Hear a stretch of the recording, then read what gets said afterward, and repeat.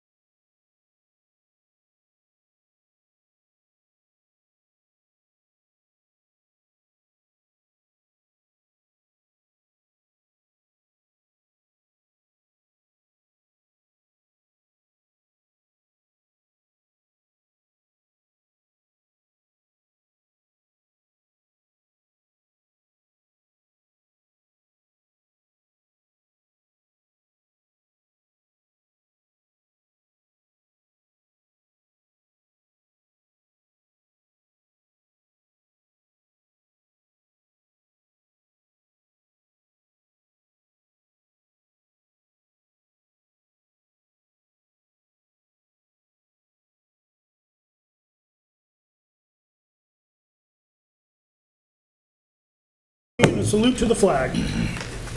I pledge allegiance to the flag of the United States of America and to the republic for which it stands, one nation, under God, indivisible, with liberty and justice for all. Thank you. I would entertain a motion to suspend the rules. Second. Thank you. We are suspending the rules tonight because we're going to recess for committee meetings, come back for committee reports. We do have one resident who'd like to address the council, so we'll start with committee of the whole. We'll recess, we'll go to committee reports, committee meetings, and we'll come back to committee reports. Sounds good? Sounds good. All right. If there's no questions, comments, concerns, we'll have a roll call vote, beginning with Councilor Waterman. Mr. Waterman. Here. We're voting to suspend the rules. So yes would be to suspend the rules, and no would be not to. Yes. Thank you. Ms. Dolan. Yes. Mr. Conti. Yes. Ms. Bennett. Yes. Vice President Kobus. Yes. Ms. Reynolds. Yes. Mr. Angelo. Yes. Ms. DeSimone. Yes. Mr. Blair. Yes. President Delicio. Yes. Yes. 10 yeas, 0 nays. Thank you. We now operating under suspended rules. I would entertain a motion to go into committee of the whole. Second. All those in favor? Aye. Aye. Opposed? We now in committee of the whole. If anyone has anything they'd like to bring before the council, please come to the podium. Good evening. I'm a resident of Attleboro on Pike Avenue, and I've noticed that there's been several water main breaks over the... Name and address. Yeah, can we just have your name and address for the record, please? Yep, no problem. So my name is Shannon Jones, 200 Pike Avenue in Attleboro. And I've noticed over the past several years, as being a resident, there's been water main breaks, especially in front of my house. This year alone, there's been like 3, not in front of my house, but on Pike Avenue alone. And so I was a little bit concerned to see if there was any plan to be repaired for the infrastructure. I did see someone did show me a budget. I scanned through it. I'm a novice, so please forgive me, but I didn't see any plans in there for Pike Ave in the next 2 years. So I was hoping maybe we could get on the list because I would prefer that over sidewalks, maybe. Sure. Yeah, any questions for the speaker?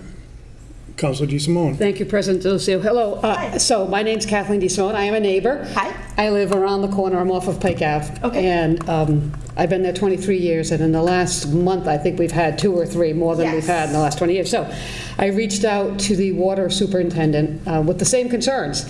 What's going on? And I'm just, if you give me 1 second, I'm trying to find the answer that she wrote. But I will tell you, 2 things that I noticed that's going on. Number 1 is the increased traffic because of all the construction near us. Yep. And the area between the train bridge and the culvert is particularly sensitive over there. But the water superintendent pointed out that not only could the heavy trucks be kind of causing things or adding to things, but the drought Significant drought causes the land to get dry and hard and could put added pressure, just like it does in a freeze, on the water main. So it's not any consolation, but there's a couple of reasons as to why it might be happening right now. In terms of your question about how do they determine when the water mains, which get repaired, she said basically it's by need. So whichever ones have been breaking the most frequently are the ones that get the first attention. So I believe Bishop will probably be, is the Bishop and Lindsay, I think is what the administration sent down. I don't know that Pike is too high on the list just because we haven't had many until recently. Okay. But that's my understanding is it's Bishop next, which is good for us. I mean, it's closer. Yes. But I'm also concerned also, I don't know if possibly are we feeding, the new construction homes too, that maybe the volume going through is also causing, so traffic as well, drought, and all the new homes, so the usage is maybe putting strain on the system. That I can't speak to. I have found the water superintendent to be responsive and particularly resourceful. The woman knows what she's talking about. So Fantastic. Her name is Courtney Allen. If you were to reach out to her, I'm sure she could tell you everything you want to know and more. But that's the short answer I have from you based upon my inquiry as a resident in the area. Great. So the next question would be, so how many more metrics do we need to see to have qualifications to be on the list? So Shannon, why don't we do this? If you want to leave your contact information with Virginia in the office Sure. right here, what I can do is I'll be glad to send an email to the superintendent and answer all the questions, try to get all those questions answered, because I think they're valid questions. You're not the first resident of that area who's raised this to us, so I think it's apropos for us to be able to reach out on your behalf. That would be fabulous. Thank you so much. Where should I leave that contact information? She's going to get Through here? Or go around the corner? Go around right in there, yeah. Okay. All right. Thank you so much. Thank you. Have a good evening. Thank you. Yes. Is there anyone else to speak in front of the council, to bring any piece of business in front of the city council? I would entertain a motion to arise from committee of the whole. Second. All those in favor? Aye. Opposed? Motion passes. We have now risen from committee of the whole, and I would entertain a motion to to recess. Second. We'll have a roll call vote beginning with Councilor Blair. Mr. Blair? Yes. Ms. DeSimone? Yes. Mr. Angelo? Yes. Ms. Reynolds? Yes. Vice President Cobus? Yes. Ms. Bennett? Yes. Mr. Conti? Yes. Ms. Dolan? Yes. Mr. Waterman? Yes. President Delicio? Yes. 10 yeas, 0 nays. Thank you. We are now recessed at 6:35 and we'll go into committee meetings, starting with Councilor Reynolds. I would like to, do you want me to call the committee meeting to order? Or Yep. Okay, so I would like to call my committee meeting to order at 6:35. I have several things on the agenda, but before I get to that, I would like to call up my guests. And I would love Marion, Rachel, and Brian to come forward. They're going to talk a little bit about the Academy building, and I think it's important because I have had something in my minutes for quite a while in my committee. So if you would, please come on up.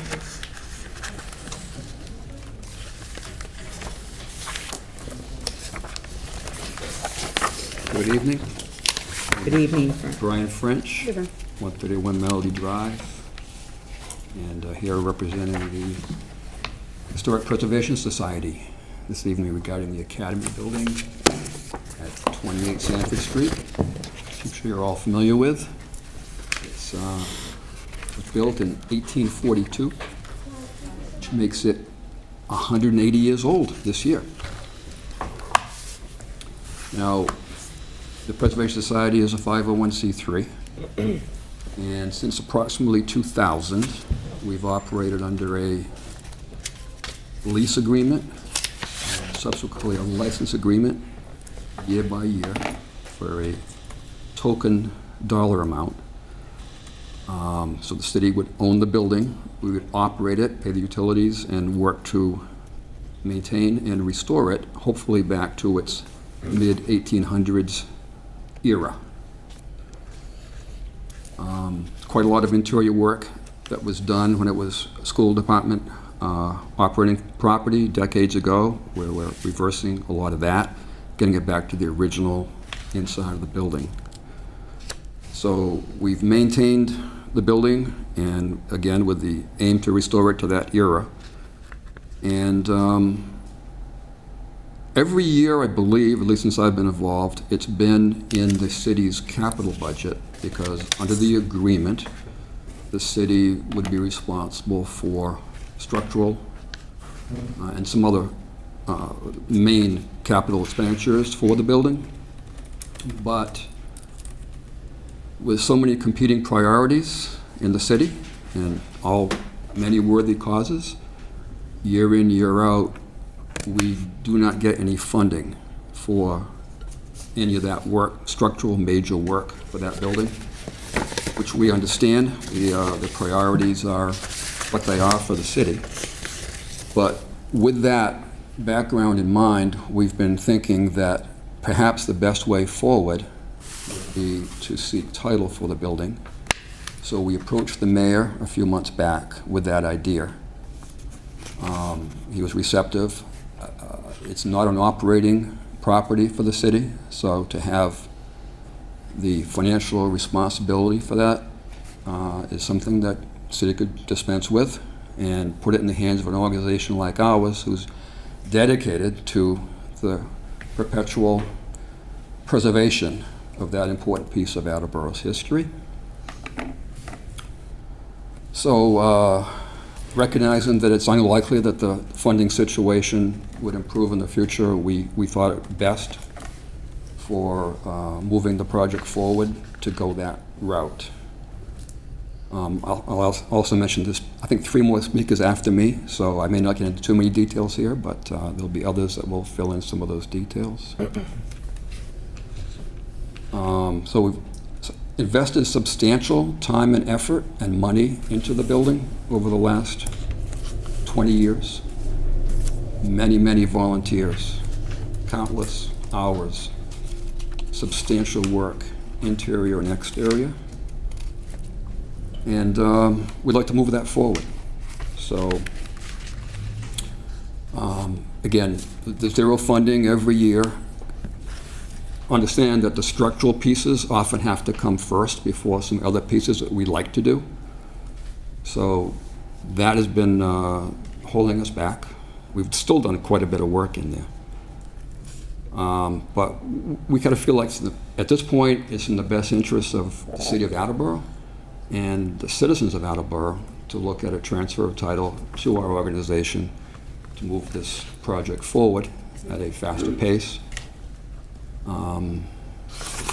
And we also would invite you, I'm sure some of you have seen it, but I don't think any of you have seen it recently, and I'm sure many of you haven't seen it at all. So we'd love to arrange with, a visit with any or several of you, take a look, see what we've done, and ask questions and whatever. So any questions? It's not my meeting. It's Sarah's meeting. Yeah, go ahead. It's all right, Peter, go ahead. What type of major work is left to be done structural? Well, Catherine Ferrick obtained a grant recently, which you folks approved not too long ago, that sheds some additional light on, it's an old building, so we knew there's substantial structural work. And quite a bit has been done in the basement and first floor. Gary Demers and his people did a fantastic job with that. That was all done, with our own people and volunteer labor donated. The engineering report that we just got sheds light on a number of other issues that we weren't aware of. So there's a lot of money that's going to be involved over a long period of time. Could you give me some idea? I know it's going to need work.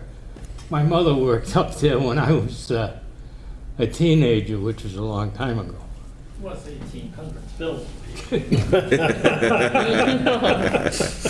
So, you have just a general idea what's got to be done? Maybe I can speak better. Yeah, so let me, I think I'm done. Any other questions for me? No, okay. We all have our pluses of what we can explain. Yeah. That's Okay. better on my plate.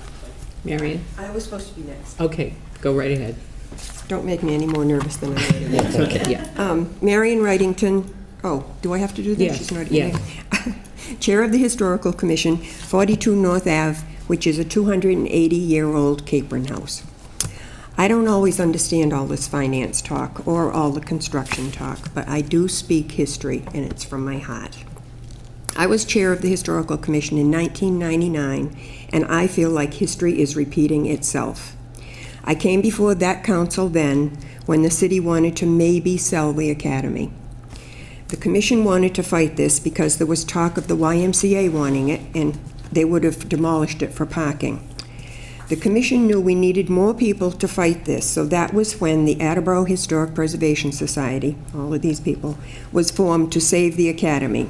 But being historical, let me go back even further to tell you about the history. In 1840, 10 or so Attleboro men felt we needed a better form of education than the one-room schoolhouses where 6 to 16-year-olds were all trying to learn in one room. These 10 men all felt the older students should be offered things like Latin, etc. So they donated $1,600 to build the academy. And Attleboro was so proud of it after it was built that they had a piece of souvenir china made with the academy on it. I'm going to pass that around so you can all see Promise it. not to drop it. Okay. A souvenir china is something that was done between the 1880s and 1920s, roughly, where the cities and towns would send pictures over to England and Germany, and they would make this china and then send it back. And so it was only for certain things that they were really proud of. And so that was one of the things that they did for the academy. They were very proud of it. Then in 1883, they moved the building to make room for another school. They didn't demolish it, they moved it. And then in 1889, they moved it again for another school. And again, they didn't demolish it. I'm going to pass this around. This is a picture of the 3 schools. This is the YMCA parking lot as you know it today. There was 3 schools in that parking lot. They kept finding new uses for the academy because they felt it was worthy of preservation. Eventually, it became the superintendent of schools office till 1982, and then it was used by various other city departments. A long time ago, the Historical Commission Chairman, Betty Phillips, said, and I quote, "That building is so valuable for its part and design in our city's history, nothing should be done to disturb it." End of quote. It is the only building still standing from the original East Attleboro Village. There were 2 buildings, but the first parsonage that was on South Main Street, that was on the National Register of Historic Places, was demolished in 1998. The Academy's architecture alone is enough reason to preserve it, and it's the only Greek Revival building we have of that style in the city. In 1983, it was nominated for the National Register of Historic Places and accepted, meaning not only local, but state and national levels all agreed it was worthy of preservation. In 1999, Historic Massachusetts, that's called Preservation Massachusetts now, named the Academy one of the 10 most endangered buildings in the state of Massachusetts. In the entire state, one of 10 buildings, they picked it. Getting back to 1999, the Historical Commission called a meeting for the citizens in Attleboro interested in forming a society to preserve the academy. That night, the Historic Preservation Society was born. All the people that were there, they wrote up this covenant that night, and all the people that were there signed it. And this is a copy of the covenant that they made. They formed to preserve the academy, and it's been preserving Attleboro's history ever since with all of their programs. But back then, that council had to decide if they should rent it to the society for $1 a year or sell it to a man who wanted to start a museum of Portuguese culture. That council chose the society. Please allow the same Historic Preservation Society to preserve this building for Attleboro's history, and also know that it was what Evelyn Silver would have wanted. For 180 years, it's been our history and a monument to our heritage. Thank you. Thank you. Anything else? Any questions? It's more of a comment. Thank you for mentioning Evelyn. dear friend. Yes. We miss her every day. Yes. Last time I was in the building, I had a tour with a good friend, and it was actually one of the last times that I walked through that building, one of the last times I saw this good friend, and I made that friend a promise that as long as I'm on this council, I'll do everything I can to protect that building. And that Yay. friend's name was Evelyn Silva. Oh, okay. So I'm not gonna You're upset not going to her. argue with that. Not gonna upset her. Nobody argues with Evelyn. Hey. Any other questions? Thank you. Counselor Dolan. Thank you. I love your knowledge of this. Do you know the name of these other two, what the other two schools were named that were there? It was just the elementary. The grammar school, Yeah, grammar school was one, and then Attleboro Grammar School, and that was the high school? I don't think so. That's all right. I don't want to take up all your time, but thank you. And can find out for you. I think it's worthy of preservation as Thank well. you. So thank you for everything you all do. Good. It's such a unique building. I've been in it. It's been a while, but it's been probably about 4 or 5 years since I've been there, but I have been in it. So thank you. It was beautiful when it was in its glory. Thank you, Counselor Dolan. Counselor. Oh, no. Mary. I just wanted to say really quick, which is more of a comment, just that I think this is fantastic, and I think this is great, and I fully support it, and I love history, and I love learning about it, and I look forward to this getting taken care of, and what more to come. Good, thank you. Anything else? Where are my thank little you. goodies? Thank you, Marion. Hi, I'm Rachel Killian, 50 Maple Street. I'm on the Attleboro Historical Commission. I'm the secretary, and I'm also on the board of the Historical Society, and I'm the program chair. And along with saving the building and preserving it, one of the other missions of the society is to educate people about the history of Attleboro. And so that's an important part of what we do in town. And a lot of you have been part of our programs, have helped us out in our programs, have come to our programs. And at this point, we've had over 200 programs that we've given about the city of Attleboro and the people of Attleboro. We've participated in other citywide events. We kind of have a roadshow, if you will. So we've been to the Expo of the Senses. Most recently, we were at the high school. We were a very busy table with our yearbook collection at the extravaganza. And so one of the other pieces is our invaluable relationship that we have with the Industrial Museum, with the library. But what we don't have is a space of our own. And so in our partnerships with them, we are kind of at the mercy of their exhibits and their programs. And so one of the big pieces of having the Academy as our own is we would be able to host events ourselves, have exhibits, have programs that we could leave up and people could come and visit and see. And so that educational piece, having programs, field trips, host spaces, and be that collaborator with other new groups like the Industrial Museum and the library are as well. And so that's a big part of what we want the Academy for, so that we can give back to the community with our programs and our education. I'm going to try not to cry, because I was also recruited by Evelyn Silva to be on the commission, and I would go with her to the farmer's market, and she always engaged the kids. I mean, she's a lifelong educator. That's what she always did. And one of the things she would do is talk to them about what school they went to. Did they know who their school was named for? That was another big piece. I'm going to say it was a 50-50 shot. Some of them knew who their schools were for.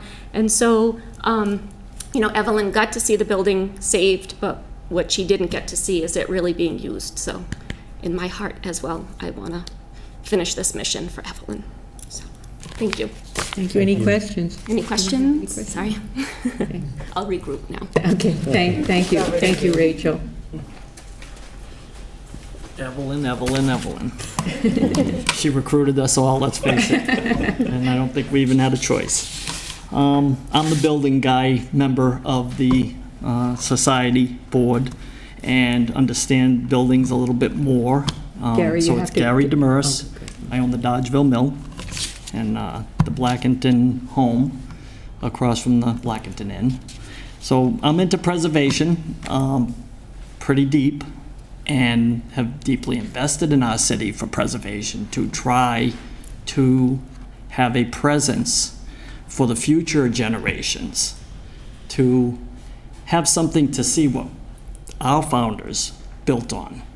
And in any organization, the YMCA, the hospital, see these huge walls of volunteers and donors that have created these beautiful things.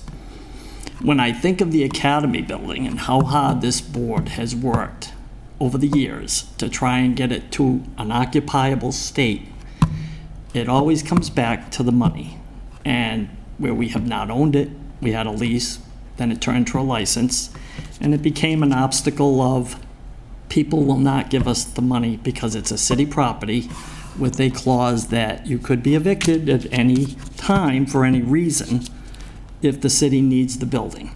So it became a stop log, but that's under the license. Under the lease, it was still a stop log of supporting funds that Brian spoke about. To support any grants we got, it's always supporting funds. So the city's a growing city. It's always been growing. I mean, we have a great city. So it's an obstacle to get past to build out the building.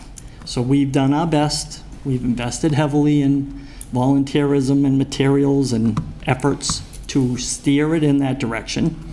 Have had a tremendous amount of volunteerism with professionals to get it so that it doesn't collapse. Because as a lot of people's mothers work there, what they didn't know is all those filing cabinets with all that paperwork on the second floor, it just ravished the structure. So when I came on with Evelyn, the ceilings were all drooping. And we would meet in this little room, and I'm like, these ceilings are all drooping really significantly. So my understanding of that was there's something going on that we should explore, because if we're going to build on this, we need to know what we're building on. So we peeled back the onion, per se, and it was all fractured. All of the tendons were split. So we knew, okay, we're not going to load up the floors, and let's start in the basement and build from there to strengthen the structure. So we did that, and that place is like Fort Knox now. So we could load the floor on the first floor, but the second floor, and we have plans for that, is to strengthen the second floor so we could have an educational library up there and our office up there, and the downstairs would be a function for our programs and for the public to use for events. As we have the City Expo and things, we'd have it open, we'd have tables, we'd explore our history to students and the youth that do come to these events, because we really do need to engage our youth in what this city has done to make it a great city. Can't just come to a city and go, oh, it's great, we're going to live here, and we don't know anything about the sacrifices of the people that made it great. So that's what we want to keep in place. And when we think of the Capron Park, the Sturdy Memorial Hospital, the library, the YMCA, all these jewels of the city that have been done with volunteers and donations, they're not city-owned, most of them, the library is, but in general, these are jewels that will last forever. And we feel that the Historic Society should be one of those jewels. And that building is significantly placed to be located to expose that. So, as passionate as I am about history, I'm a realist. We can't keep going in a direction of the building under these circumstances. So we really feel at this time that we would like to, as Brian said, put it out there to take it over and purchase the building and continue our efforts to make it the home for our youth to grow old in. And as our citizenship grows older and our history is not being exposed as best it can, with the location you can actually exhibit things and have a resource center, it's very difficult for people to bring their children and show them, hey, I used to go here for an ice cream, and this is what it looked like, and this is what the park looked like in those days, although it looks pretty similar. But in general, the city is changing, and it's changing now very dramatically. I mean, when I was a kid, it was a bar on every corner. But there were stores and community places to go to, Tuesday nights, Thursday nights, downtown, the sidewalk sales, the awnings. So all the pharmacies that were allowed, because there was just so much demand. the city's definitely changing, and you can't stop change, but you can help control and steer change. And that building is our way of steering that change so that we don't lose our identity in this massive redevelopment that is phenomenal, but we don't want to be just, it looks great, but there's no backbone to the history left. So other than, you know, the building being supported through the basement and the superstructure for the flooring, so now it is strong. We've had this report come back to us through this grant, and thank you for supporting the grant. It has small, I say small because I have a very large building that's 213 years old, and in heavy timber, you have to understand over time that's what it is. It isn't that it's bad, it's just that it's old, and it settles, and it does things, because you just can't always just stick a post under it and call it a day. It's supported. So there's some brickwork that needs to be repointed. There's some settling on a corner. And I looked at the report and analyzed the meanings of the efforts that they were exposing that needed to be put forth, and nothing there scared me.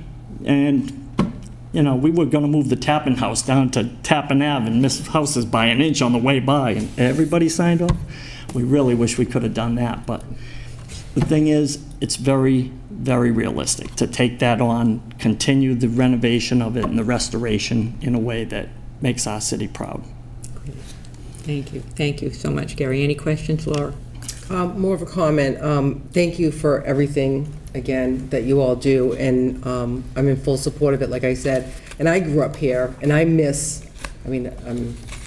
kind of old, but I do miss a lot of the things that we used to have, but things change, right? And so we have to move forward, and we have to allow change to happen, but we don't have to neglect our history to allow new things to come.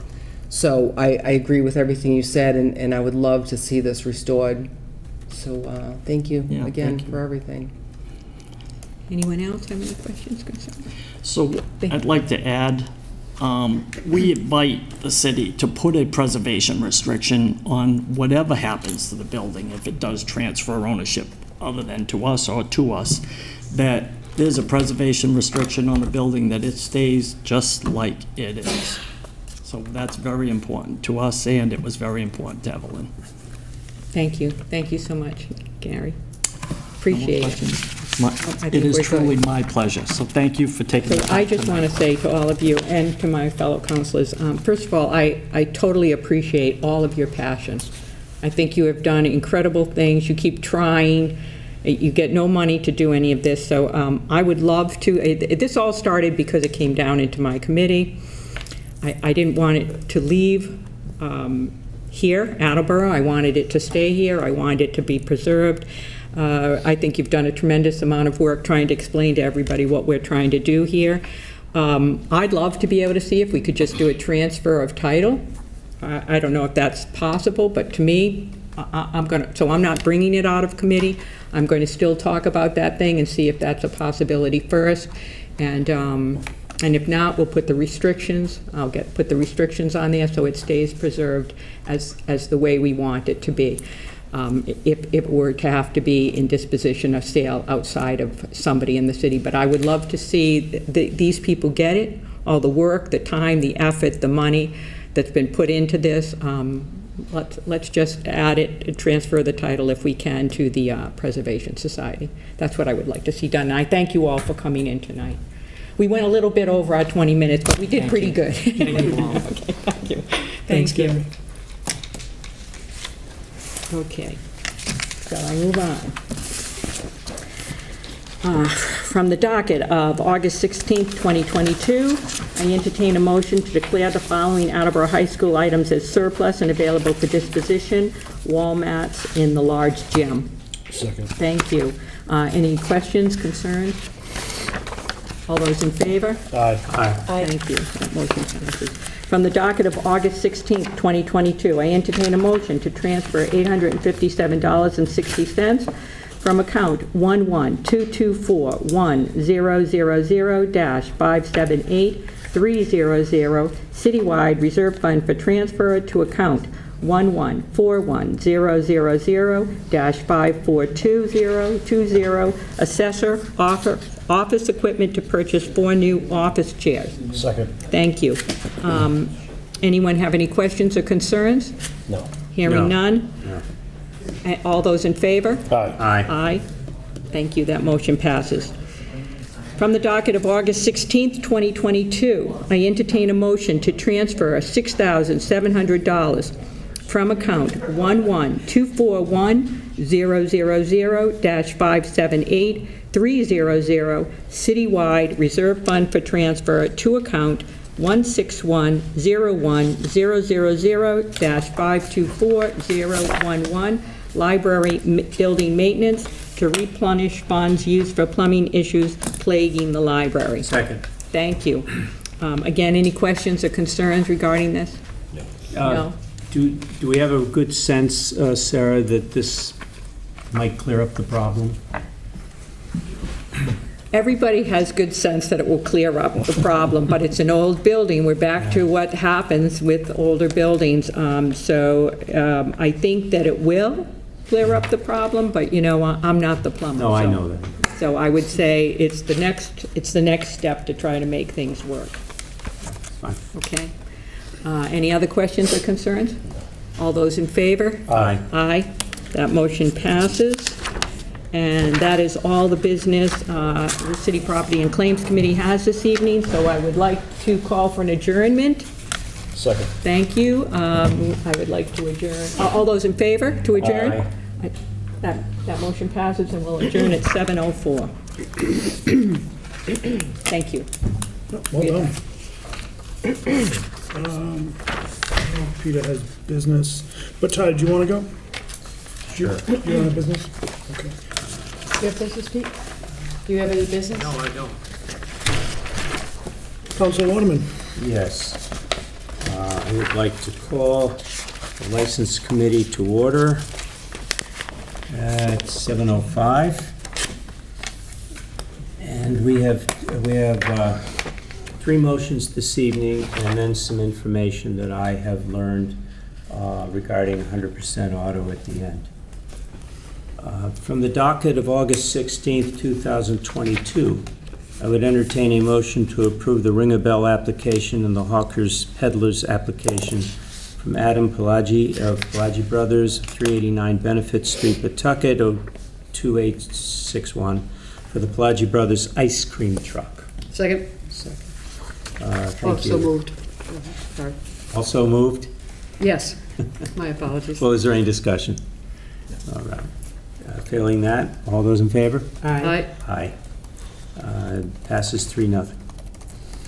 And also from the docket of August 16th, 2022, I would entertain a motion to approve the Ring a Bell application and the Hawkers Peddlers application from Wayne Labassiere of 104 Byron Avenue in Pawtucket, 02861, of Pelagi Brothers Ice Cream. Second? Thank you. Any discussion? All those in favor? Aye. If you're opposed, I'm in favor, 3-0. And from the docket, we're going to hold this for a public hearing from the Friends of Cape and Park Zoo regarding alcoholic beverages. We'll have a public hearing on the 16th of August regarding that item. And the only other business we have is... Excuse me, Councilor Waterman? Have we called for the public hearing already for the, I just want to ensure, we called for it on the 21st, correct, of June? I believe we did. Okay, I just want to make sure. I'm not 100% sure. Yeah, well, you said you were holding it, I just want to make sure that it was. I'm holding for that reason. Okay. Because it says hold. Yes. So I had a conversation today with the owner of 100% Auto, a very, I would call it fair and amicable, maybe be a good word for it, conversation. His name is Onassis Martinez, who lives in Warwick, Rhode Island, and he has agreed to come here to meet with the committee for any questions that we might have on Tuesday, August 16th, I believe it's 6 p.m. I hope that we can accomplish that in the time that we have. he is aware of concerns that he apparently knows about some complaints that he has had in the past that were brought to the attention of the Attorney General's office. He knows about certain items that happened there. And he wants to share his side of the story, and I said he's more than welcome to do that. Please. Is he aware that we received complaints at this body as well? Yes, he is. Okay. I told him that. We've received a couple of additional complaints this year. The first one that we had had also been sent to the Attorney General's office before we received it. So it's landed in both of our area bodies. So is there any other discussion at this point that we need to have? Just to add, for any new counselors, we had him before us as well, back, I want to say it's 2019, I believe, regarding complaints as well. So this isn't his first time here, so I look forward to asking him some questions. Yeah, I'm sure you do. And he asked me if I could forward him electronically the complaints that we had received. And I told him I thought that was a fair thing. So that he totally can be prepared to speak on that. Thank you. I would suggest running that by the city solicitor first before we just forward that out. Sure, I agree. This all happened at about 5 o'clock this afternoon. Sure. We may need to redact some information. Well, most of that has been redacted, but not all.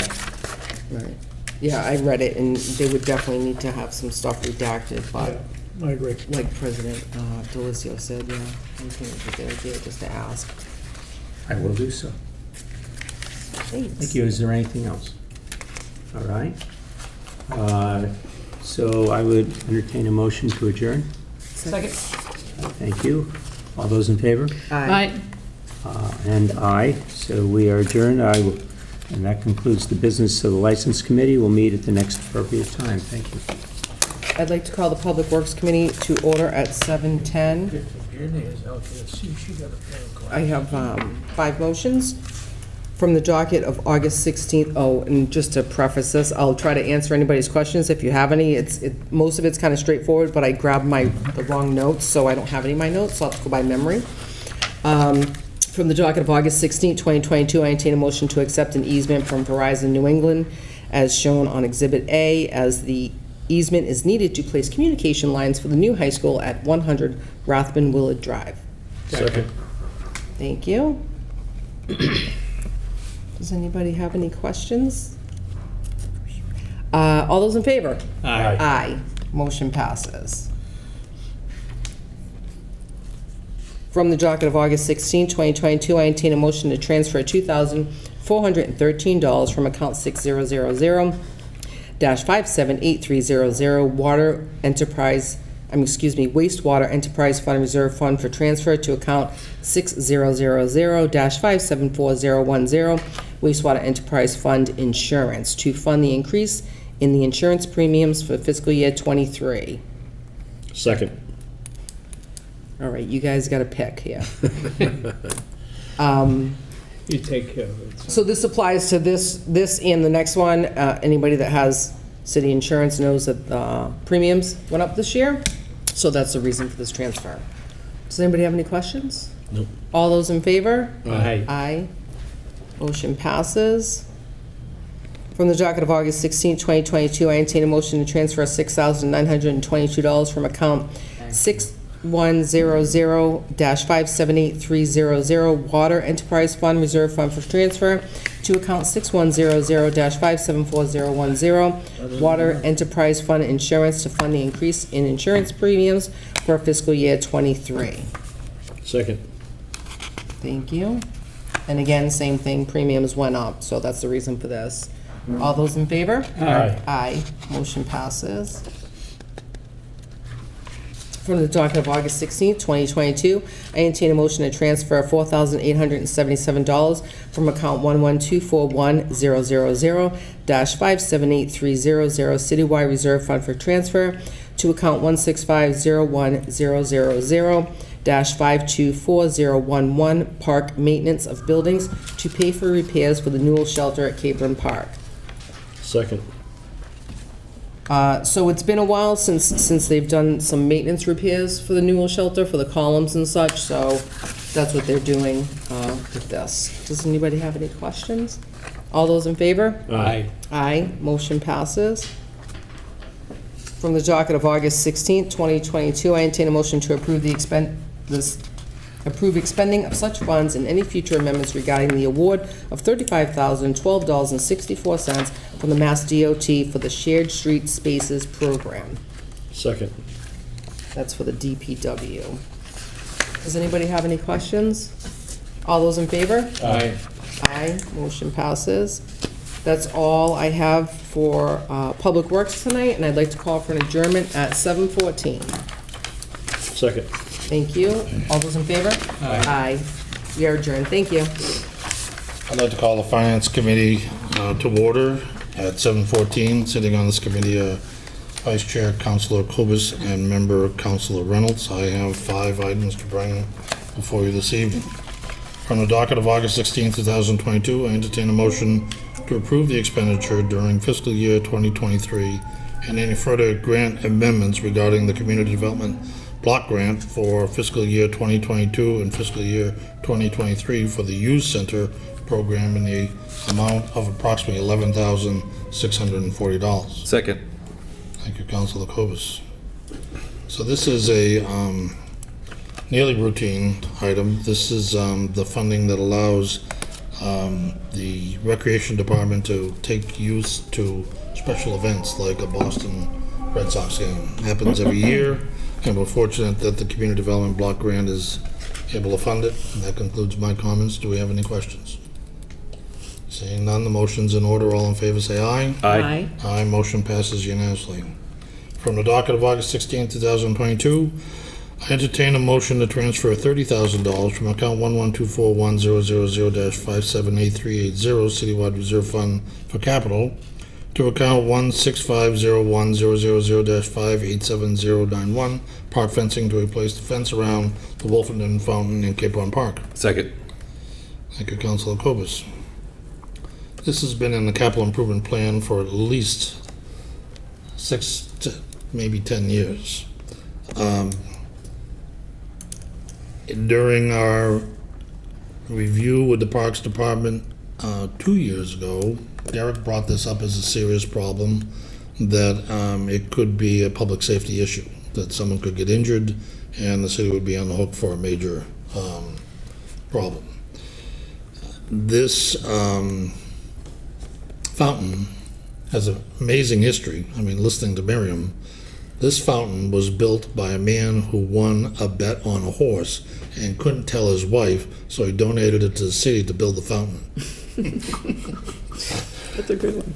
And I only learned that because my wife is on the trust fund, and the trust fund still exists from that man who won that bet, won that horse bet.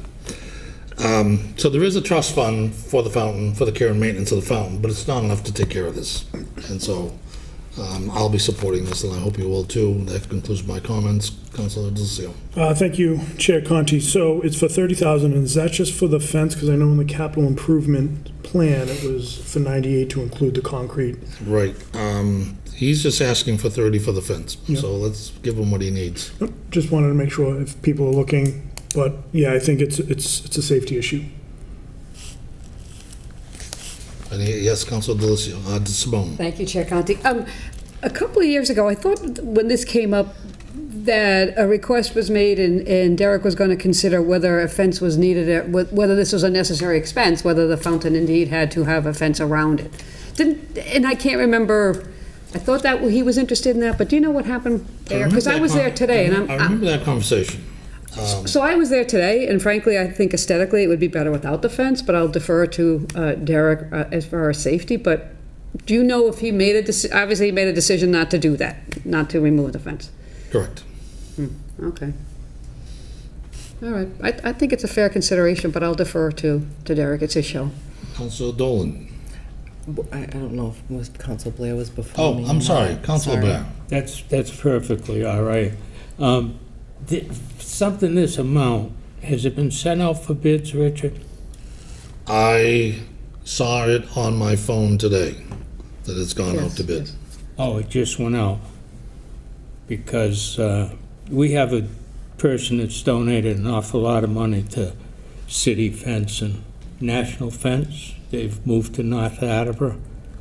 When I was working at Briggs Playground on that project, back a ways, quite a ways, this gentleman actually donated all that black fencing around that pool for the bubble. And I know he's done it at different ballparks, Francis Driscoll Field down at the housing project, Belden Housing Project, and it would be a shame if it is going out for bids that he wasn't included. All I saw is that the RFP went out today on my phone, because I get a notice of all the RFPs that go out through the city. And one of the problems we have during the summertime, when we meet on Tuesday and we meet on Thursday, is that there's no time to pick up the phone and get all of the things that we're discussing. And you know, we can put this on hold and get all those answers, but the bid already went out. So I would say that we have a little faith in the Park and Forestry Director, that he's on a program, and he's got it out for bid, and he thinks he can do it for 30 grand, and go from there. Or not. Either up or down. Well, I would be absolutely appalled if this gentleman didn't get a shot to bid on it, for all the work he's done for this city for nothing. And he does great work. If you go by Briggs Playground, you see all that black metal fence on top. Counselor, I've hired him to do fencing on my property. I agree with you completely. Okay, I'd just like to make sure he's at least had the opportunity to bid. So if you... The RFP is open and notorious to all who may be interested. So that's all I can tell you. Maybe it'd be a good idea to hold a vote on it till you find that out. We'll take that into consideration. Thank you. Councilor Dolan. I actually spoke with Mr. Corsi today regarding something else, so of course I had to ask him about the fence, and Councilor DeSimone is right. When he was here, I think it might have been during budget hearings when we discussed removing the fence, and I had said that to him, and I couldn't remember his response, so I had asked him, like, can you refresh my memory? And he said that he had thought about it, and he's not interested in doing that. He feels like it's a public safety issue. He said that the water can get pretty deep in there, and he wouldn't feel comfortable turning it on and leaving it unattended without a fence due to safety reasons. Children, definitely enough water to get hurt in. And he also said that the material, I guess the fence now is custom made, expensive, beautiful, but old and deteriorating fence. And there's some type of steel that they're going with that is less expensive and won't have the deterioration factor that this one has. So I just wanted to share what I found out today. I'm glad you made the call. You Well, know more than I do. I had to call him on other things, so I wasn't, So I just want to share what I know. Thank you. So, Councilor Cobus, given the information that's been presented to the committee, do you want to withdraw your second? I do not. I'm comfortable moving forward. I'm comfortable supporting it. Okay, very good. So are there any other questions or discussion? Seeing none, motion's in order. Let's call for a vote. All in favor?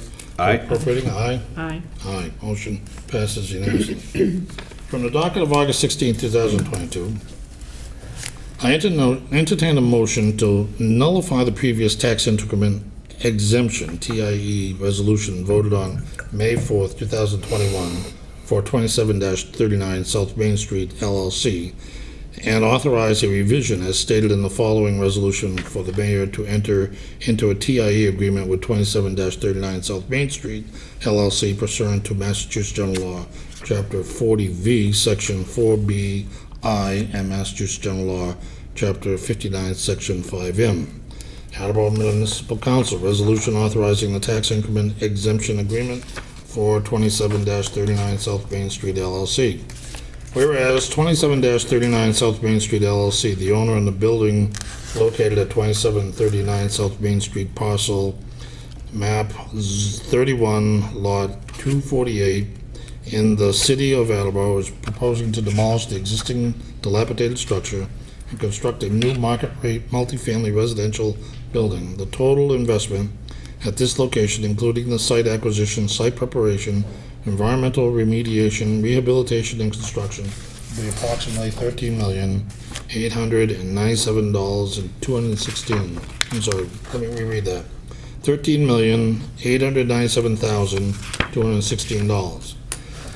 And whereas 27-39 South Main Street LLC is seeking to become a certified project in accordance with the Massachusetts Housing Development Incentive Program, and is seeking a tax increment exemption agreement from the City of Attleboro in accordance with the Massachusetts Housing Development Incentive Program and Massachusetts General Law, Chapter 40V. And whereas the City of Attleboro strongly supports increased economic development within its downtown, increasing the market rate housing inventory within the city, and expanding the consumer base for downtown businesses. And whereas the proposed project meets the location and eligibility criteria set forth in the Downtown Attleboro Housing Development Zone and Plan, and whereas the Economic Development Incentive Board has negotiated an agreement, voting unanimously, it actually was not unanimously, it was almost unanimously. I'm adding almost to the resolution, to approve a tax increment exemption agreement structure for 27-39 South Main Street LLC agreement, and now recommends that the Municipal Council of the City of Attleboro vote to authorize the city to enter said agreement. Now therefore be it resolved that the Municipal Council of the City of Attleboro hereby A, ratifies the agreement and authorizes the mayor to execute the agreement pursuant to the Massachusetts Housing Development Incentive Program between 27-39 South Main Street LLC and the City of Attleboro to further the development of market-rate residential housing on South Main Street in downtown Attleboro, including the following parcels, it being parcel 31-248-0, and B, authorizes the mayor or his designee to take such other and further action as may be necessary or appropriate to carry out the purpose of this resolution, signed and sealed on this day, so on, by James Delicio, the Municipal Council President. Second. Thank you, Councilor Cobus. As in government, there's always something more to be said, and there's a lot more to be said on this resolution. Councilor Delicio and I both sit on the Economic Development Incentive Board. I've attended every meeting with the exception of one on this case that's been in front of the board over the last 3 years. On the board is the mayor, the treasurer, the assessor, the city planner, the council president, and the chairman of the finance committee. So everybody in the room works for the mayor except for the council president and the chairman of the finance committee. The economic development director has done an excellent job trying to attract developers to work on what the mayor considered to be an eyesore in downtown. I think we'd all agree that it was an eyesore, what used to be the Fishnet restaurant in that whole block. The owner of that building was a very good negotiator and sold the building at a full and fair market value price to the developer. So the developer paid more for the building than they probably ordinarily would have, because they were being encouraged by the economic development director and the mayor that this was going to be an improvement for the city of Attleboro. The building came down, there's a hole in the ground, and they came to the Economic Development Board and says, you know, I know you agreed to give us $513,000 in tax incrementing exemptions, but because of the changes in the economy and supply chain shortages and the increase in costs for lumber and steel, we don't see this project as being feasible unless we can get a deeper tax discount for a longer period of time.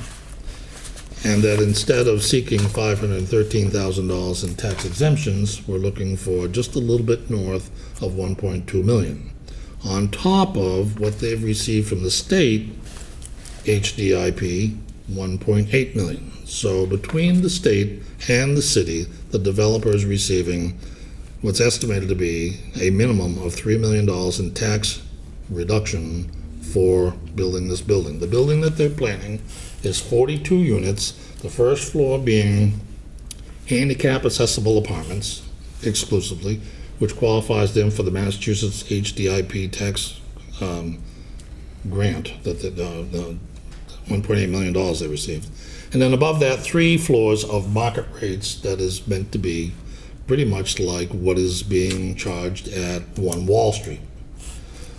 1 Wall Street right now has a 2-bedroom unit that is available for lease for $2,700 a month. Wow. The rents in these new buildings are premium rents because they're brand new buildings, they're right next to the train station. In the final vote at the Economic Development Incentive Board meeting, it was not unanimous because I voted against it, the finance chair.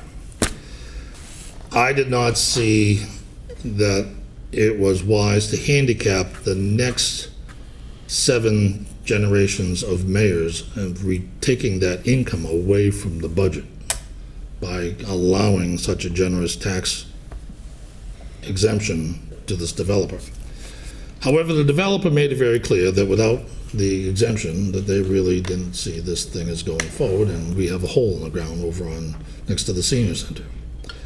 So the Economic Development Incentive Board essentially gave the developer everything that they wanted and said, let's see if we put this in front of the council and let's see if the council will agree to it. And because I voted for it against it in the Economic Development Incentive Board, I'm going to call for a roll call vote. If we get 2 to approve it and 1 to deny it, it will still go on to the council. And on the council, I also will vote against it. And if it goes 10 to 1, it'll still be granted and they'll get their tax incentive exemption. So that is mostly the rest of the story. Does anyone have any questions? Yes, Councilor Reynolds. So, I mean, I know there's a hole in the ground there now, but someone else could repurchase it. It would go back up for sale. I asked the same question. In the last meeting with the developer, I said, you're telling me that the project's not viable. Therefore, I'm concluding the project's not viable because you haven't figured out the highest and best use for the land. That if you went to 5 floors or if you went to something else, that it could become more viable. Well, you know, we've already had the architect and we've already got the design, we've already got the plans, and already. Nobody really wanted to hear that. And I said, well, I've got a better idea. How about if we recapture the $1.2 million that we're giving you in tax exemptions when you sell the building? Let's put in a deed restriction that when you sell the building, the city gets its $1.2 million back. Oh, no, that's absolutely not acceptable. So the negotiations between the city and the developer didn't go very well for the city. That's my conclusion. So I guess we still haven't heard, if he walks away from this, I mean, I think it's unfair to a new mayor coming in, to have to take this burden under. So somebody else could purchase it. And now the hole's already there, so that doesn't even have to happen. Well, it's owned by the developer. They bought the land. So he could leave it like that for years. Yes, he could. Anything further? I still would vote no. I would. Councilor Delicio, I saw you first, and then I'll get to Councilor Blaze. Thanks. So, and Rick, I do appreciate your retelling of the process. What you didn't mention is the fact that it's still going to be back on the tax rolls, and it's not that they're walking away without paying the city any money. It's an incentive to say, hey, here's where we are. We had issues trying to sell this building in the past. We have someone who's ready to go to bring 42 more units in, to bring handicapped accessible units. We're gonna get some revenue. This project has the support of the planner, the mayor, the assessor, the treasurer, myself. Do I think we went a little, we could have done a little bit better? Yeah, but the best negotiations are when both sides walking away saying, I think we could have done a little bit better. I think the time is now on this, and I think that if we don't vote on this, I think it's going to set the project back. Sure, someone can buy it, But we have an opportunity where we have someone who wants to buy it, who can put it back on the tax rolls. We'll still be getting some semblance of tax coming in. I understand and appreciate it, and we had a good discussion about it in that last meeting 2 weeks ago, but I don't think it's going to quite handcuff the next mayor as much as my friend and colleague is making it out to be. Thank you. So I want to make it clear that you understand, I completely agree with everything he just said. The building project, if it goes forward, generates a tremendous amount of income for the city, not just in taxes that we're going to be gaining, but the motor vehicle excise taxes of the cars that those 42 apartments will own, and the generation of any disposable income that they spend downtown, because you're adding 42 units to downtown of premium apartments. This is not affordable housing. This is big bucks apartments. So the financial picture, to look at the whole financial picture, Councilor Delicio is absolutely correct. I just had an issue being an assessor of giving a 70% discount on the first year of taxes and letting it go for 15 years down to, I think, 40% is the last 15 years. So it gradually goes from 70% discount down to 40% over the course of 15 years. And it was that 15 years of not getting the income that kind of hit me, because I'm an assessor. My job is to bring money into the city. So I knew that it would pass because it does bring a lot of benefit to the city, but I just had a philosophical problem with the scope of the tax incentive exemption. So I'm glad I was able to make that clear. Councilor Blair, you're next. Richard, I totally agree with you. I think we're overreaching to a private developer, in my own opinion. I think we're overreaching with that amount of money. He put us between a rock and a hard place. I know the benefits are there, but I just think it's blackmail. In my own opinion, it's blackmail. I tried to float senior center, taking that by eminent domain, putting an addition on the building. Don't waste all the money we put into the building there to look for somewhere else. Would have increased parking downtown, but that's the story. And that was, made common sense, but common sense isn't too common anymore. So, I think it's blackmail, Richard. I really do. And it does have its benefits, James Delicio, Mr. President. It does have its benefits. I agree with you, but I can't. Just a point of order, I wasn't giving an opinion, I was just adding facts to the story. Yeah, I know, but I agree with you. And I think we could say, but rather than between a rock and a hard place, it's between a rock and a hole in the ground. Councilor Cobus. If he leaves it, take it by eminent domain. Take it back. That would be that was discussed as a Plan B. Yeah. That is a very protracted legal expenditure. Yeah.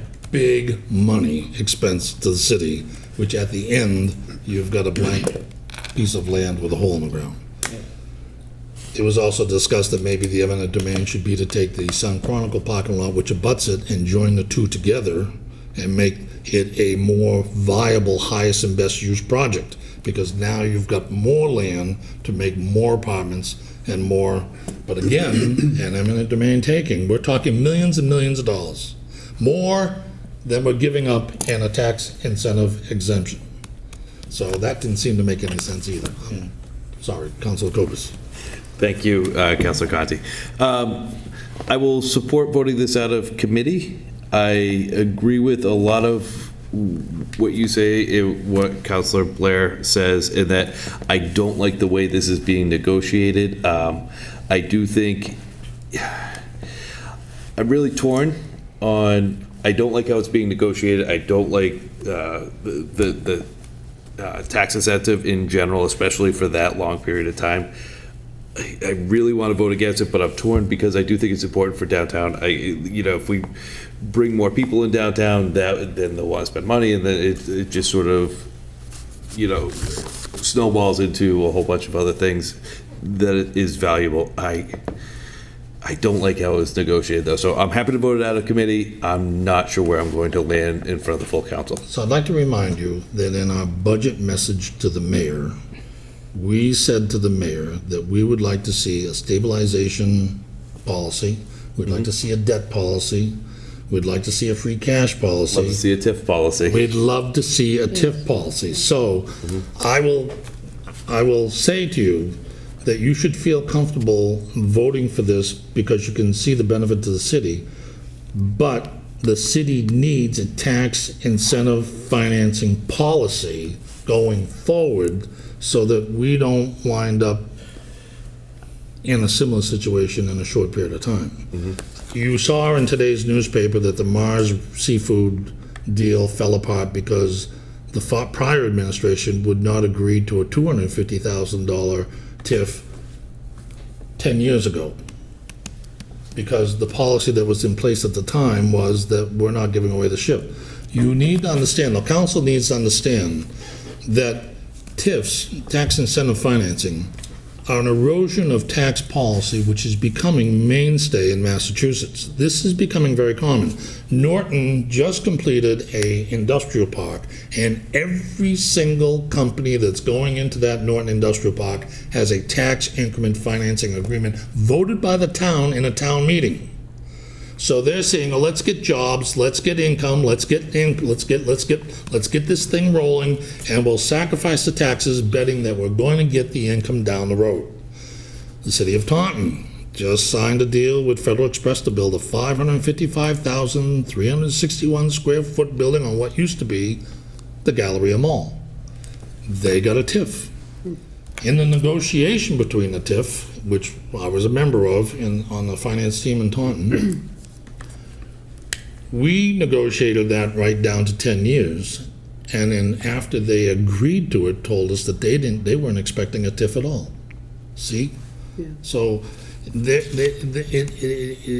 TIF should be a negotiation between a city and a developer, and I'll leave it at that. Councilor DeSimone. Thank you, Chair Conti. First of all, thank you for presenting the inside information of what happened there.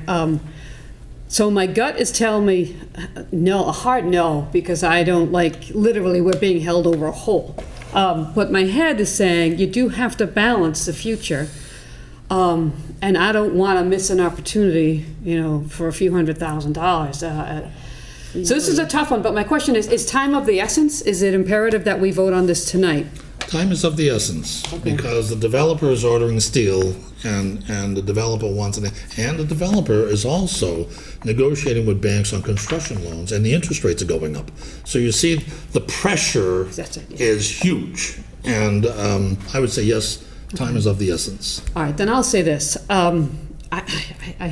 If time is of the essence, I appreciated President Delicio's comments about what the department heads and the experts, if you will, had to say. And sometimes in life you got to put your faith somewhere, and I fully appreciate who they answer to. But I'm going to trust our economic development director. I highly trust our city planner. And if the other folks in that room thought it was a good deal in their own individual expert opinions, and we have to vote on this tonight, I think I'm going to put my faith there. But I fully appreciate very much, Rick, your take on this and your insights. Thank you very much. And thank you, President Delicio. I enjoyed your comments as well. Thanks. Councilor Doan. I agree with everybody right now. You have something to contribute. I don't think anybody walked away to parlay on Councilor DeSimone. I trust everybody that was in the meeting, including you, even though you voted against it. And yeah, we're between a rock and a hard place, but we looked at that fishnet building for how many years, sitting there, and everybody has memories of growing up here or whatever, as do I, but to see something sit there and rot isn't what we want. And I don't want to look at a hole if they decide to hold it hostage and not sell it, which obviously would be great. Oh yeah, we can just sell it. We thought that about the fishnet building. We didn't own the fishnet building, so it sat there and rotted for over a decade. And then the Mars Seafood, we didn't give them the $250,000. I read that in the paper today. And we ended up, we that was a loss. We had to pay the electricity and the road and everything that was going to that empty building. So I get it. I don't think anybody walked away from that meeting feeling great, but I'm going to support it. Thank you. Councilor Angelo. Great information. Thank you, everybody. Yeah, I think I definitely will support this. It maybe it's just an improvement in the future, but like you said, I watched that building forever. I've been in that building as people used to live in there and stuff, and had friends living there, and the Ocean Fresh, the Fishnet was a great place, and I knew the owners. So it'd be great to see something else happen to that and get that going. And I just think in the long haul, this is going to be overall going to be a good deal, and it has my support. Are there any other comments, concerns, questions? Councilor Bennett. Yeah, just one. So my first instinct, hearing you discuss this, and my initial concern was, what message does it send to other contractors? Exactly. If we get into this situation, that they can then renegotiate the deal after the fact. If the economic conditions change, they assume a certain amount of risk, and to shift that risk back to the city seems unfair, right? But then hearing what is the total cost of this? What's the total increase that we're looking at? What's the scope of, what's the potential damage if we let this sit vacant, if we leave that hole there? It could be several years before another developer wants to take the risk to come in and do this. And for that reason, I think I'm leaning now toward supporting it, where my initial concerns were this doesn't seem fair, this doesn't seem the right way to go forward. I think the comments tonight have been incredibly helpful and thoughtful, and I don't think that anyone's going into this vote lightly tonight. Thank you for that. Your comments support the agenda of the finance chair to meet with the administration to get a tax increment financing policy. This has to happen this summer. This has to happen before another developer comes to the city and says, you gave them 15 years, I want 15 years. You gave them 70%, I want 70%. Why can't I have what they have? What's fair is fair. And the answer is no. We have a tax incrementing finance policy that was voted by the council and the administration, and we're in agreement that this is what we do.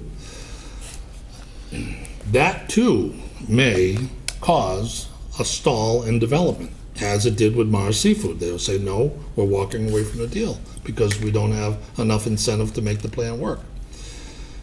And I don't want to tie the economic development director's hands, but I want the economic development director to work in a scope of work environment that is reasonable for the city or best for the city. And that if we have to give away millions and millions of dollars, maybe we do need to have to give away millions to get billions of dollars long term. But none of us are real estate investment trust advisors. That the city didn't have a real estate investment advisor counseling them in this negotiation. We were who we are and what we are. And it's the same with the council. We all come from very different backgrounds, which is why I was happy to give you a full, or as full a picture as we could, in between Councilor Lucio and I think we've done that for the council. I have the same two devils sitting on my shoulder as you do. You can see the benefit, you can see the disadvantage, but from a finance chairman standpoint, where I see the city needing revenues, I'm very comfortable with the vote I made in the EDIP. I'm very comfortable with the vote I'm going to make tonight. I'm very comfortable with the vote I'm going to make in the future. But you all should be comfortable with the vote that you're going to make. Councilor Reynolds. So first of all, I want to bring up Mars Seafood. There was a lot of other things going on around that besides just the TIF. So to talk about them deciding not to build just because of the $250,000, I would beg to say that is not true. On another point, I have always disliked TIFs. If no matter whether it gets built or whatever happens in the long run, if it doesn't turn out to be beneficial to the persons that built it or whatever, the money they put in, they walk away on the TIFs. And the city or Boston has lost tons of money with their TIFs. So You know, I just am so distressed that it turned out this way, because I just don't like them. And I think you know, we give away a lot for nothing in return, no guarantees.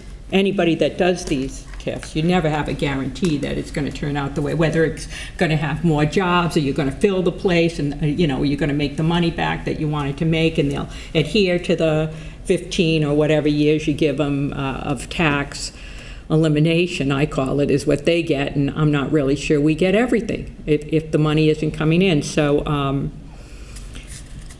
I think we are in between a rock and a hard place, and I'll vote to let it come out, but I'm not voting yes for it. I'm just So, I think you've made a misstatement, because it's not the case that the city isn't getting anything back in return. Well, I understand what you're saying. I didn't say they, I mean, I said that, but I know they'll Okay. get something All right. back. So- Obviously, I know that. So But the words didn't come out, but you understand what's going on. I understand exactly what's going on. But when I say they might not get anything back in return, is if in fact the project doesn't make the money itself that it wants to make, and the developer moves on, or he can't complete it, or something happens, then in the long run, we're starting all over again anyway. That's my point when I say, you know, you could end up with nothing. Thank you So, for the clarification. Thank you. Councilor Cobus. Happy to vote it out of committee. I think I've made up my mind that I am going to vote against it before the full council. I was hesitant initially. I think it was negotiated, and now they can't just come back and say, you know, no, we need more money now that you've torn down the building. Without a TIF policy in place, I'm not comfortable moving forward with this right now. I respect that everyone has their own opinions, but I'm not comfortable with the way this was renegotiated. I agree that it's not fair. So you should understand, Councilor Cobus, that when it comes to the council, it's going to require a 2/3 vote. And so one person voting against won't stop it. Two people voting against it won't stop it. If it's a full council and everybody's present, they need 7 votes to get the tax increment exemption. So I just want to make sure everybody understands that. It's a roll call vote in the full council for the 3/4 majority. If the mayor wants to bring it back to us next month, and I understand time's an issue, but Time is an issue. Time is a very big issue. We've got a 3/4 point hike coming up this next week from the feds. That's going to jump up all the mortgage rates. And that has a big impact on the viability of this project. Big, yes. I feel like we're at a poker, this is like a poker Yes. game right now. What Council Cobus is calling their bluff, and I'm concerned that might be the wrong play, because we're gonna be looking at a hole for 7 years. So, I'm voting for it. I'm rolling the dice and voting for it to mix my gambling. Or and you losses. wait till you get another I'm person comfortable back. that you're doing so with full knowledge. Councilor Blair. Richard, how many positive votes do we need tonight then? Oh, it's just a committee, so we only need 2 positive votes for get it to it go out. to council. Would you intend to bring it out later tonight? I intend to bring it out right now. Out of committee? Out of committee, right now, yes. How about the full council? And the full council later on, because time is of the essence. How many votes do we need in the full council to pass? We need 7. Need 7. Okay, thank you. You're welcome. Councilor Dolan, did you have something? Yeah, I just think it would be a mistake to vote against this. I'm definitely concerned about it coming out tonight, and I'm definitely concerned about a delay. That's all I have to say. Thank you. You could convince Councilor Cobus to withdraw his second. Then it won't come out tonight, but it won't get discussed until August, and a whole nother month is lost. Right, either way, if it fails tonight, it's gonna put things off, and my statement is just that I don't think it's the right thing to do, and if I have to sit there and look at that hole for 5 years, We're so still looking at the it's your building. committee, you certainly do whatever you feel is right, but I will support it. Councilor Waterman, you have a comment? Yeah, you said we all come to this table from various backgrounds. I come from a social work background. I'm thinking about the seniors right now who are going to pass by that for how many years? I have no idea how long that hole will stay there and the negative consequences that will wreak upon our trying to make an economic recovery. And yet I agree with just about everything you say, Richard. But I think the consequences are bad either way. I will end up supporting it. Councilor Delcio. So I understand your concerns about the timing of it. Nowhere in here does it tell us what the timing is, what the drop dead date is. I would hate to sit here and make the wrong decision tonight, one way or another. I would hate to see it fail in front of the entire council and us not have all the information. What I think we're meeting again in 3 weeks, just less than 3 weeks. We have committee meeting and regular meetings that night on the 16th. I think we err on the side of caution as opposed to guessing what the developer might say, guessing what the rest of the board we sit on says. I think we have time to get additional answers on this and to get some of the concerns that we've raised here tonight, which I think are right concerns. Peter, you know me better than most on this council. I'm ordinarily against ties and TIFs. I really am, especially for residential units. You know, if it's going to create jobs, if we know what the revenue is going to be, it's a little more palatable. I see the pros in this in terms of building up the downtown. It's the old adage, you have to spend money to make money. But right now, as we've done historically on this throughout this term, I don't know we have the right information right now to make the right decision. I don't know if pushing it out 3 weeks, how bad that's gonna, that impact's gonna be. But I fear if we vote it down tonight, which, reading the room, I'm not confident that it's gonna pass tonight. And if we do that, we're back at the drawing board. And the hard work and the opinion of those, who's, the assessor, the planner, the treasurer, et cetera. This came down Tuesday night. We haven't had enough time to vet it. Exactly.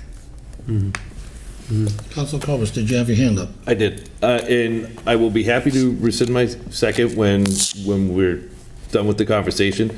The piece of information that I'd like to see from the developer, if we're going to view this again, and that would potentially help me change my mind, would be the details of what changed between the initial agreement, concretely, what changed between that initial agreement and now. Specifically, what So if you withdraw your increases. second, that's the end of it. No, and I'll allow the conversation Okay, to continue, but I'm willing to do so when the time comes. So your request is from the developer on what dollars changed between our vote of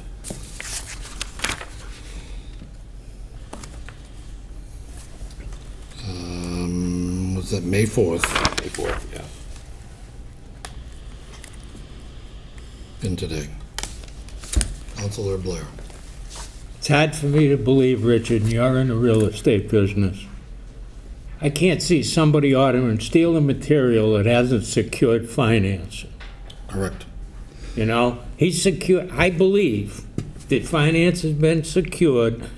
He shouldn't be worried about the interest rate going up because he's got to have a lock on the financing before he took that building down or ordered material to build a new one. So that's a poor excuse for needing $700,000 or $800,000 more.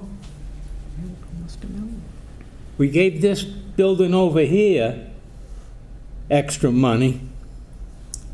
We're setting a bad precedence. Councilor Delcio. Yeah, I agree with that. I think between waiving fees and, taking money away from the inspections office, taxes, that's just where we're at right now. The concern with the hole, why is it a hole? Why can't they fill it in the interim? And I don't even say that tongue in cheek. It's a safety issue. So I think that that's something that should be taken care of in the interim as well. They're going to be looking at a hole. Any other comments,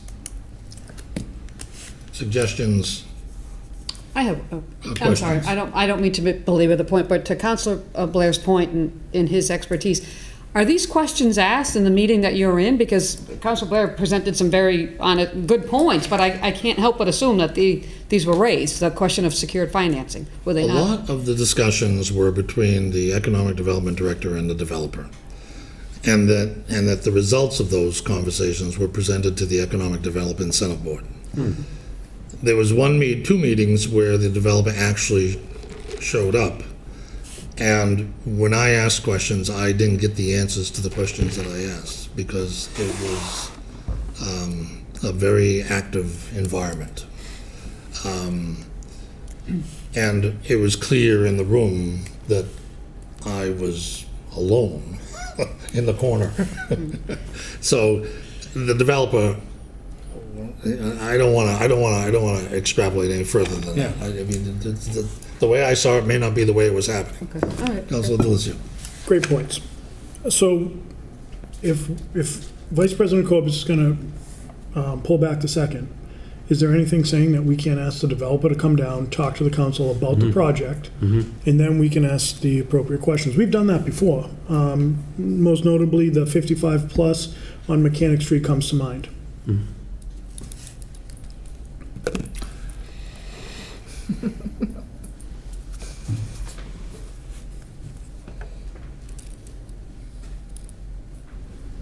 And then they can tell us firsthand what happened between May 4th and now. Exactly.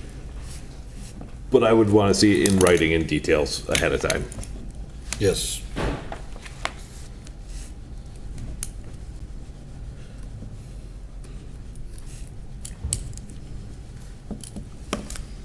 Anything else? Councilor Corbus. I rescind my second. Thank you. Thank you. And Sorry that took so long. well done facilitating the Great conversation. discussion. Really good complicated. I discussion. agree. Really good Complicated. discussion. It's very complicated. So, from the docket of July 5th, 2022, I entertain a motion to strike the following. A motion to transfer $800 from account 114111000-530895 Assessor Legal Services to account 114111000-542010 Assessor Office Supplies to purchase office chairs. Second. Thank you, Councilor Corbus. This is being stricken because the calendar year changed. The assessor asked for these accounts to be used for the purchase of the chairs in last fiscal year because there was money left over in legal services that she could buy the chair. Now that the fiscal year is ended, that money has been taken away. It's been sent up to free cash, waiting for October to be certified so that the chairs can be bought, and this is no longer appropriate or in order, and therefore should be stricken. Any comments, questions? Seeing none, motion's in order. All in favor, say aye. Aye. Aye, motion passes unanimously. From the docket of June 21st, 2022, following the public hearing of July 19th, 2022, I entertain a motion to strike the following. A motion to waive the allowable permit fees associated with the replacement of gymnasium floors at Hyman Fine and Hill Roberts Elementary School. Second. Thank you. Councilor Corbus. Again, the compression of time in the summer. I saw a memo from Jeremy come across my phone that said this is no longer needed, but I can't recall exactly why. Apparently, it's too late. That's all I can think of, because the gym floors, I think, have you seen them? No, I thought it was being delayed. Okay, maybe it is. I have a Yes. Don't we waive the permit fees if it's someone within the city doing, if it's our own departments doing the work? Is this a builder This is an coming in? outside contractor that's replacing the floors. So he's an outside contractor, why would we waive the fees? Well, you see, what I remembered reading in Jeremy's email is that the RFP included the fees in it, and the contractors all bid on the job with the fees in them. Oh, okay. And I think that's why it's asking to be stricken now, but I'm going to call on Councilor Delizio, because maybe he has a better recall. Thank you. I actually have the email pulled up. After reviewing the scope of work with Bill McDonough, the contractor is not required to get any permit from the building department for this work. We have properly licensed contractor doing the disposal of flooring for us, but the removal and installation of a floor does not trigger building permits. which is why I should bring my service to council. Okay. So does that That answers my question. take care of everything? Councilors are all set? Motion's in order, all in favor say aye. Aye. Aye, motion passes unanimously. And that concludes the business that the Finance Committee has to address this evening. Thank you for your participation and attention. I'll entertain a motion to adjourn. Second. Thank you. Motion's in order. All in favor say aye. Aye. Aye. I declare the Finance Committee adjourned at 8:03.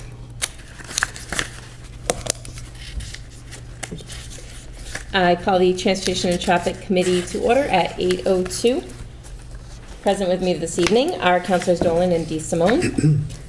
3 motions for this evening. From the docket of August 16, 2022, I entertain a motion to refer the following to Traffic Study Commission: a request from a constituent to install a multi-way stop sign at Greenwich Street and Holly Street that is not included in City Ordinance Section 10-4.11, isolated stop signs, and 10-4.12, multi-way stop signs. Second. Thank you. Motion's in order. I took a look at the maps. This is a 4-way intersection, South Attleboro area, right off of Mendon. I'm not really familiar with the area. I don't know whether this is a speed issue. I'm not sure if any other councilors have knowledge of this area. Yes, Councilor Reynolds? It's just the way Greenwich Street is situated and Holly Street. It's almost on a corner. I think people come zooming down here, they almost run into Mendon. Holly Street is further down. So when it's just, people are coming off Mendon quickly, they're going down Greenwich, they come up to Holly, and they're just going. I find it even down around, right off of Route 1, everybody wants a stop sign because people are just coming off of Newport Avenue now, and even on 1A on the other side, just zooming right into the neighborhood, they're going 45 miles an hour, so everybody's gotten where they forgot that, when you first got your license, no matter where you were at a 4 intersection, you stopped. You just knew to stop. Now, no one stops unless the stop sign is there. So, that's the deal. Thank you. Any other comments or questions? And again, this is just to refer this to Traffic Study Commission for their input. All those in favor? Aye. Aye. Motion passes. From the docket of April 19th, 2022, I entertain a motion for the placement of a permanent speed hump on both May Street and Rocklawn Avenue per City Ordinance Section 10-4 speed humps. Second. Thank you. We had the public hearing for this on June 7th, so this is addressing both the May Street and Rocklawn. Are there any questions or comments? None. No? Yes. Did we get data from the mayor describing the impact of the permanent speed hump that was put place on Claflin? No, I didn't have see not anything. gotten. I have not gotten anything on that. I don't even know whether it's been installed yet. So one of the things that I had wanted to see in part of agreeing to the permanent speed hump on Claflin was data showing that it was actually effective once installed. I'm not sure we will get that data. I'm not certain that the Claflin, last time I was up there, it had not been installed yet, and I'm not sure that there is even a time frame for that installation yet. If I may, Chair Bennett. So, Councilor Cobus, to your point, after you made that suggestion at one of the past hearings, I reached out to the police chief, the mayor, and the fire chief to begin working on an ordinance for removal, which addresses your concern about if it's not effective, then we're going to yank it out. So I believe it's in our committee. So that's in process, but I agree with Chair Bennett. I don't think Claflin's installed yet, so I don't know that we have any feedback. So, but I am aware of your concerns, and I share them. How do we get rid of them if they're not working? We're working on it. Absolutely. Right. Any other questions or comments? Okay. All those in favor? Oh, yes, I'm sorry. Councilor Waterman. Do we know how long a stretch that is? Is it like a quarter mile or something? It depends on placement, and it depends on how many, and that's something that we don't There's a lot of twists and turns there. Are. So the temporary speed humps were placed closer to Todd Drive, sort of at the beginning of that Right, stretch. okay. But what they found was that may not be the location where they need it. It may be further up once you get past the bend where speed is really a concern. There may be a couple of these, it might be a series of these for them to be most effective. And that's something that DPW will work very closely with the residents on to ensure they get the placement of these correct. I will say, there's nowhere to walk on the sides. Nowhere. So slowing down traffic is very important there. Yeah, absolutely. There are no sidewalks, to my recollection. No. Yes, Councilor Reynolds? So it says, once the May Street and Rocklawn speed humps are approved, so then we'll add May Street and Rockland? That'll be for the next motion. Oh, that will become, Yes, okay. they will be added to the ordinance. I know Rocklawn has always complained about the issues there, and I think the mayor said something about he got 7 people that said they wanted them and 2 that didn't. I'd love to know who the 2 were. Were the 2 the closest to where they're going to put them? You know, is it, you know, something, I guess that's what's really important. I can answer that question. Yeah, just find out. That makes a big deal to people. Somebody was saying to me that when it was in front of their house for a test, they just never stopped hearing bump, bump. Yeah. You know, they hate it. So if it's not in front of your house, I guess it's okay. It's like everything else. Oh, yeah, great idea, but not in front of my place, you know, So to answer the question, yes, one of the concerns was the placement of the temporary speed humps, which are built differently. Yes. Those do result in a lot more noise. It's a much less gradual, much steeper hump. So trucks in particular would make a lot of noise. That is a major cut through to Route 1, so you get a lot of truck traffic going up through there. My understanding of the speed humps, the permanent ones, is that they are wider, so it's much more of a gradual up and then flat and then back down, so you won't have the same issues with noise. And as to placement, that was the second concern that was raised. That's something that they have learned through the study with the temporary, and maybe where the temporary was placed was not the appropriate location. So that's something that will be further scoped by DPW. Rocklawn does get a lot of cut-throughs, truck cut-throughs. I mean, that's the thing that started it, in fairness to them, you know, coming from North Attleboro way, you know, jumping off of Route 1 and cutting down Post Road and through, and then, you know, I'm always amazed at seeing the trucks come out of that intersection. I'm like, And it's not a wide road. no, it's a little baby road. It's a historical road. I mean, they shouldn't be on it, but. Yes, we did hear from several residents who had concerns about children walking to their friends' houses down the road, and concerns that there really is, with the speed, there's not a lot of time to react if you're going too quickly around some of those corners and along those stretches. And then we've also gotten the feedback per the ordinance that's in place from the mayor's office that he is recommending the speed humps, and for both of these, that the police chief and fire chief and Agreed. DPW were not opposed to this as well. In fact, DPW did not issue an opinion one way or the other, said if this is what the residents and the neighbors want, then that's fine. Fire and police were both in support. Okay, any other questions or comments? All those in favor? Aye. Aye. Motion passes. From the docket of April 19th, 2022, I entertain a motion, once the May Street and Rocklawn speed humps are approved, to amend section 10-4.18E and add May Street and Rocklawn Avenue. Second. Thank you. Any further questions or discussion on this? No? All those in favor? Aye. Aye. Motion passes. And the last item, I'd like to call for a committee meeting on Tuesday, the 26th at 6:30 to discuss some of the other items that are sitting on the agenda that may take a little bit longer for discussion and consideration. Is 6:30 p.m. okay for the other committee members? Yes. Okay, great. I move to adjourn at 8:11. Second. Thank you. All those in favor? Aye. Aye, we are adjourned. Let's call the IT and Infrastructure Committee to order at 8:11. We have 3 items tonight. First one, from the docket of August 16th, 2022, I entertain a motion to transfer $12,330 from account 11241-000-578380, citywide reserve fund for capital to account 11331-000-585010, budget and administration, new computer equipment to fund a new firewall appliance. Second. Motion's in order. This is to get a little bit ahead of the game and purchase a new firewall for the city. The existing firewall is reaching end of support at the end of the year. So this is to get a jump start on that with it, because there's a 90-day lead time.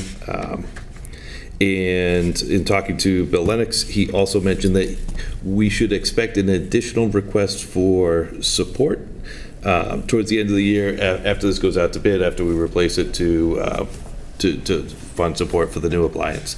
But he also mentioned that the existing firewall will be in place until the end of the year, and so the city remains secure, but it's important that we get this ordered and replaced before the end of the year, because otherwise we won't receive further security updates to the firewall. Any other questions? Hearing none. All those in favor? Aye. Aye. Motion passes. Second one, from the docket of August 16th, 2022, I entertain a motion to transfer $1,100 from account 11241-000-578300, citywide reserve fund for transfer to account 11331-000-542020, budget and administration, supplies, office equipment to purchase 3 new chairs for the MIS office. Second. Motion's in order. This is just for chairs. Any comments? Hearing none. All those in favor? Aye. Aye. Aye. Opposed? Hearing none. Motion passes. Last one. From the docket of August 16th, 2022, I entertain a motion to appropriate $8,928.36 to account 1610100-534040 library internet line. Second. Motion is in order. And this is to pay for the library internet, or it's an accounting thing. The money is coming in. This is an E-rate account. It's being reimbursed by the FCC. It's an FCC E-rate account, and we need this for the spending. And please note, the city will add the E-rate fund of $8,000 to its local receipt page under miscellaneous recurring for the submission of the tax recapitulation.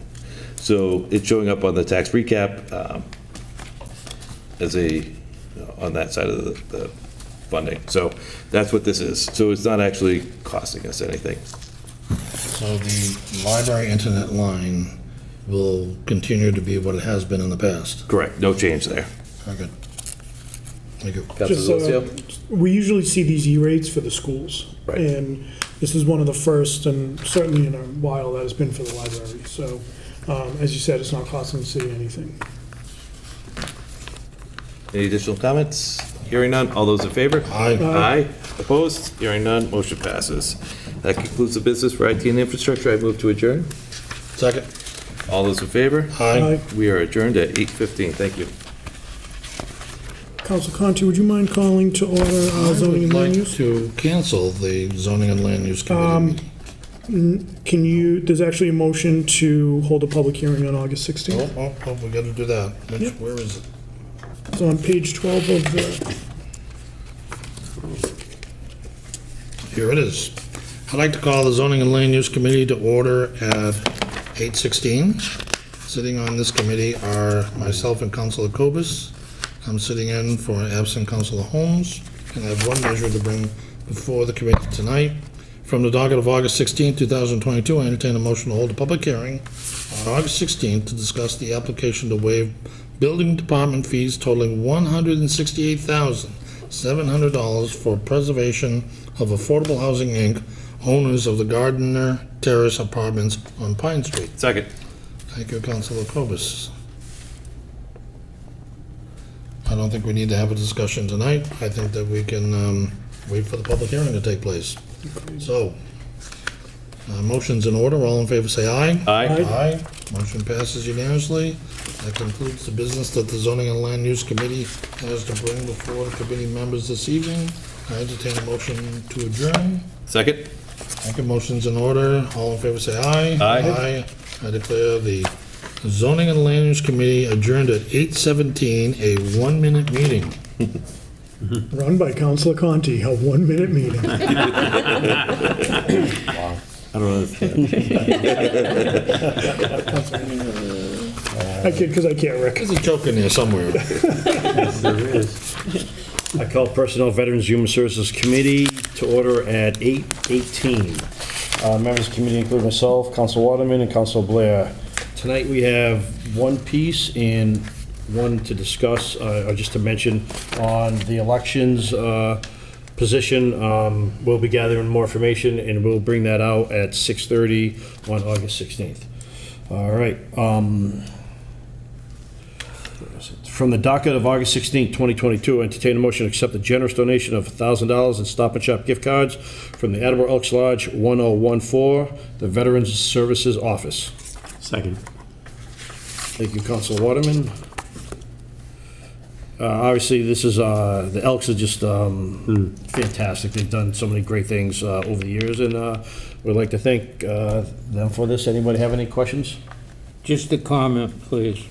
I've been a member of that organization. I have to pull my card, but I believe it's 58 years. Wow. And I count back from my age 21 years. See? In fact, excuse me, it's 59 years. But they've always been backing our veterans to the hilt. They do an awful lot. And the national organization is fantastic. And the Attleboro Elks has always supported it locally. So I want to thank them from the bottom of my heart. I've been involved in it a long time, and it's a great organization. Absolutely. Any other questions, comments? All right, hearing none, we can vote. All those in favor? Aye. Aye. All right, motion passes. All right, I would like to, that concludes the business of Personnel, Veterans, Human Services Committee. I move to adjourn. Second. All those in favor? Aye. Aye. Aye. We are adjourned at 8:20. All right, I'd like to call ordinances, elections, and legislative matters to order at 8:20. With me this evening is Councilor Bennett. Councilor Holmes is not present. Councilor Bennett, my plan is to hopefully vote out 4 items and discuss one. So I'm just going to proceed chronologically down the down the docket here. From the docket of August 16th, 2022, I entertain a motion to transfer $11,542.93 from account 112410000-578300 Citywide Reserve Fund for transfer to account 116210000-534210 Elections Postage to mail 32,153 postcards advising registered voters of polling locations. Second. Thank you. So I did reach out to Leslie in Elections just with a couple of questions because this is something that the administration has asked to be voted on as quickly as possible. And this is because, according to Leslie, the board is requesting the timing of the postcard be coordinated to stave off confusion as they approach the election. Apparently, the re-precincting that was done, when was that done in the spring? I forget. Has affected a lot of people and caused quite a bit of concern, so they want to get notice out there in a timely fashion. Mailing the postcard in the second week of August will reduce the voter confusion and enable the office to proactively provide information. So I would certainly very much like to get it out this evening because it's going to affect a lot of potential voters. And the one thing we do not want to do in any way, shape, or fashion, in my opinion, is impede, affect, or cause any obstruction to a potential election and information that voters might need. So that's my diatribe. Do you have any questions or concerns about the request? I do not. Awesome. All right. I do have one comment. Yes, sir. It's an outright shame that we have to spend $11,000 because it's 30. How many thousand people out there, you said? They're going to mail 32,000 postcards to voters. And we get such a poor turnout. Fair point, yes. You know, people of my generation, it was a duty to vote. You know, we get more complainers than we do voters, so if this gets another 1,000 people out, or whatever, it's well worth it, but seems to me it's a waste of money. I appreciate your comments, but I don't share your opinion at the end there, Councilor Blair. I appreciate that. I was surprised by the number, the 32,000, but like you said, if that gets more voters out, I'm all for it. Yeah, But me we certainly too. need, so let's make a plea to any residents watching, vote, vote, vote. Any other comments, questions, or concerns? Oh, Yes, sorry, Councilor. 32,000, that does seem kind of a lot. That's like a higher percentage of the whole population, but I didn't think that many, that much changed. I didn't realize that much. Well, so there's a new automatic voter registration, which is Yeah. going to be, I think, a good thing and probably driving up the number of registered voters. Being registered, however, doesn't necessarily translate into voting. But I suspect the automatic registration is having that impact of increasing the number of registered voters. Okay. Well, Yes, Councilor. and a lot of people, Ward 1 changed, a lot of Ward 2 moved into Ward 1, and I think a lot, honestly, those people are confused. I've called a few people, and they still think they're in 2, and so, I mean, it has been a little confusing, because I don't even know, I think a lot of people didn't know there was a precincting, yeah, so that's the deal. That's my understanding, too. Yeah, and I think 3 and 4 kind of 5. jumped. 3, 4, and 5, yeah. So they're hoping to get the information out soon and minimize confusion. Yes, President Lucio? And you might have said this, sorry if I missed it, and this is proactive on the part of the Yes, yeah, election. they want to get out in August to reduce confusion Yeah. and to proactively provide information about where you're supposed to go. I think And it's an important point, because I think the redistricting was the end of last time. I think it was last fall. Yeah. Very good. Anybody else? All right, all those in favor? Aye. Aye. Aye. Thank you, President Lucio. Motion passes.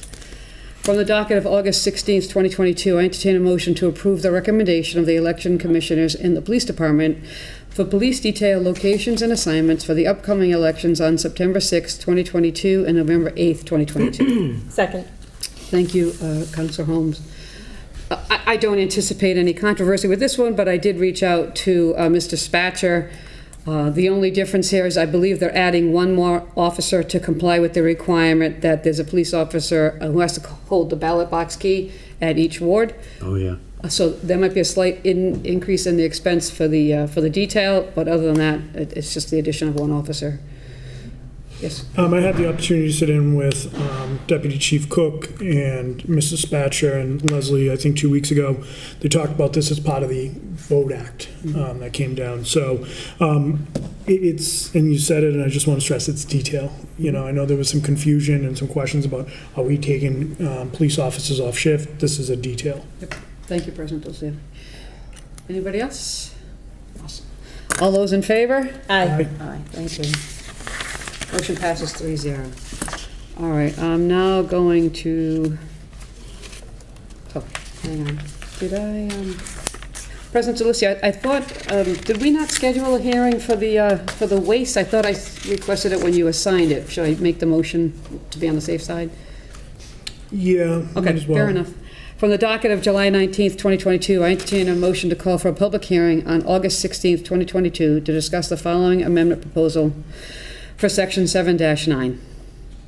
Second. Thank you. I won't say too much, except that this pertains to the fines for illegal dumping in the city. All those in favor? Aye. Thank you. Motion passes. Moving right along. I'm now going to, my page numbers aren't numbered, but I'm jumping to a piece of new business regarding plastic food containers and straws. I'm going to make a motion to call for a public hearing. I would give you a page number, but this page, I don't have a number on this page. It's from the docket of June 21st, 2022.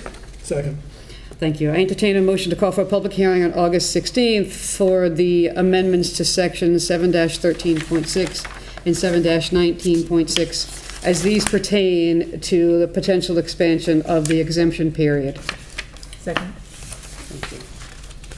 So won't provide too much more comment on that, but we'll have a hearing on the 16th. All those in favor? Aye. Aye. Motion passes. Thank you. On the next page from the docket of May 3rd, 2022. This is in regard to the Municipal Building Commission. I entertain a motion to amend Section 2-8.2 of the revised ordinances as follows, and I'm going to read it quickly because I honestly cannot recall if I already read it, and I do not think I did, so I'm going to err on the side of caution. Point of order, as we found out with a piece of business in Council Homes, if everyone has a copy of it. Good. Okay. You do All right. not need to. Thank you very much, then I will not read it. You'll note that this was revised out of an abundance of caution. I gave you all a printed copy last week. I want to make sure we have the all same one. And forgive the revisions, it's because after the business was submitted, I got some more feedback from Carol Brown, and she had some good suggestions, so we made a couple of small changes that are reflected in the version here. But I'm really excited. I hope that we can not only get this out of committee, but out of the council on an affirmative vote, because this is something I think a lot of us have been talking about and talking around for a while. I'm particularly excited about the part where the commission will be providing a report to the mayor and us about the condition of the buildings, and also looking down the road with suggestions about repurposing, potentially leasing and selling. So this is what I think we should be doing and wish we had been doing. So, comments, questions, concerns about this item? All those in favor? Aye. Aye. Motion passes 3-0. Thank you. All right. And I think we're on the last item. From the docket of April, strike that. What I want to do is not vote out the plastic nip prohibition. I was going to do it tonight, but I want to sit on it, but I'd like to have a quick discussion if I may. You should all have in your possession a printed copy of an amendment I'd like to propose at the next committee meeting. I want to hold off on voting on this. I'll tell you why, but let me just say this for the record. I support this. I supported it last time. However, I do learn. I'm a person of reason, and I understand the impacts it might impose on local business owners. So there was some discussion at the last time it was presented and recently about the state acting, and in particular, the state possibly amending the bottle bill, which hasn't been amended since adoption 40 years ago. And as you may know, and I think I included it in my handout to you all, it's called the Better Bottle Bill. Everything I'm hearing about it looks good. But I have a theory about why the Better Bottle Bill looks good and why we might, in fact, amend the bottle bill after 40 years of not amending it. And my theory is this.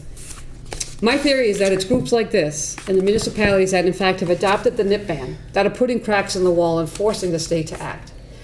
And I think I share with some of you on different sides of the aisle and different philosophies a little frustration that we are often left to do some heavy lifting, that the state, and those even higher above us than the state, they leave a void.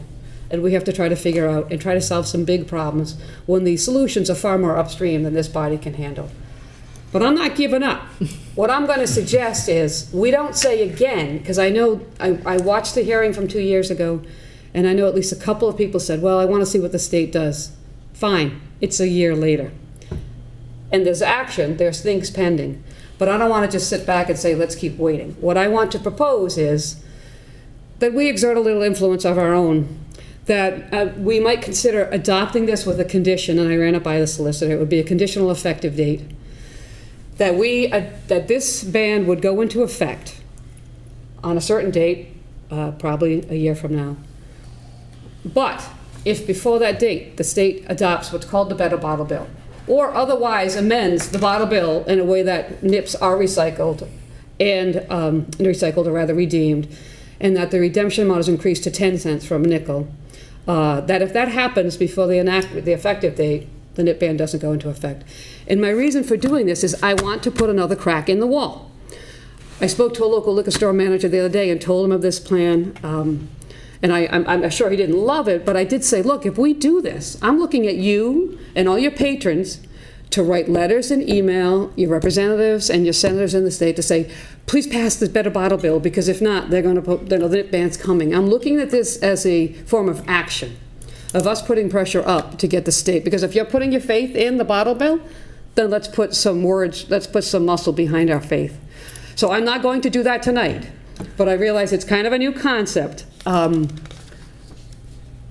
I want you to think about it, and I know some of you, your minds may be made up already, but understand, if we do this right, and we exert the pressure by enacting this ban with the condition, if we do it right, we'll get something far bigger than a nip ban in Attleboro.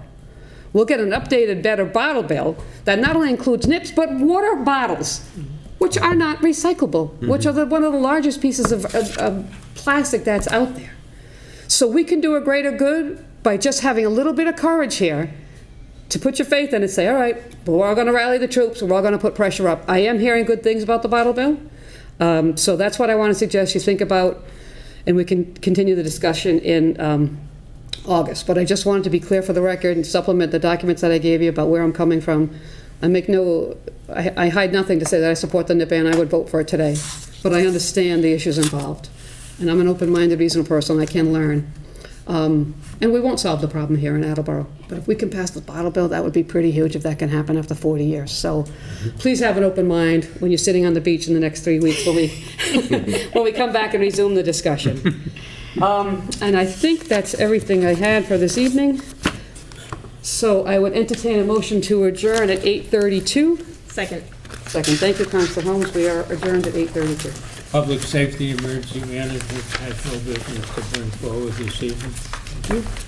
Rick, do you want to cancel special committee on tax abatement? The special committee for tax abatement review is canceled tonight. Thank you.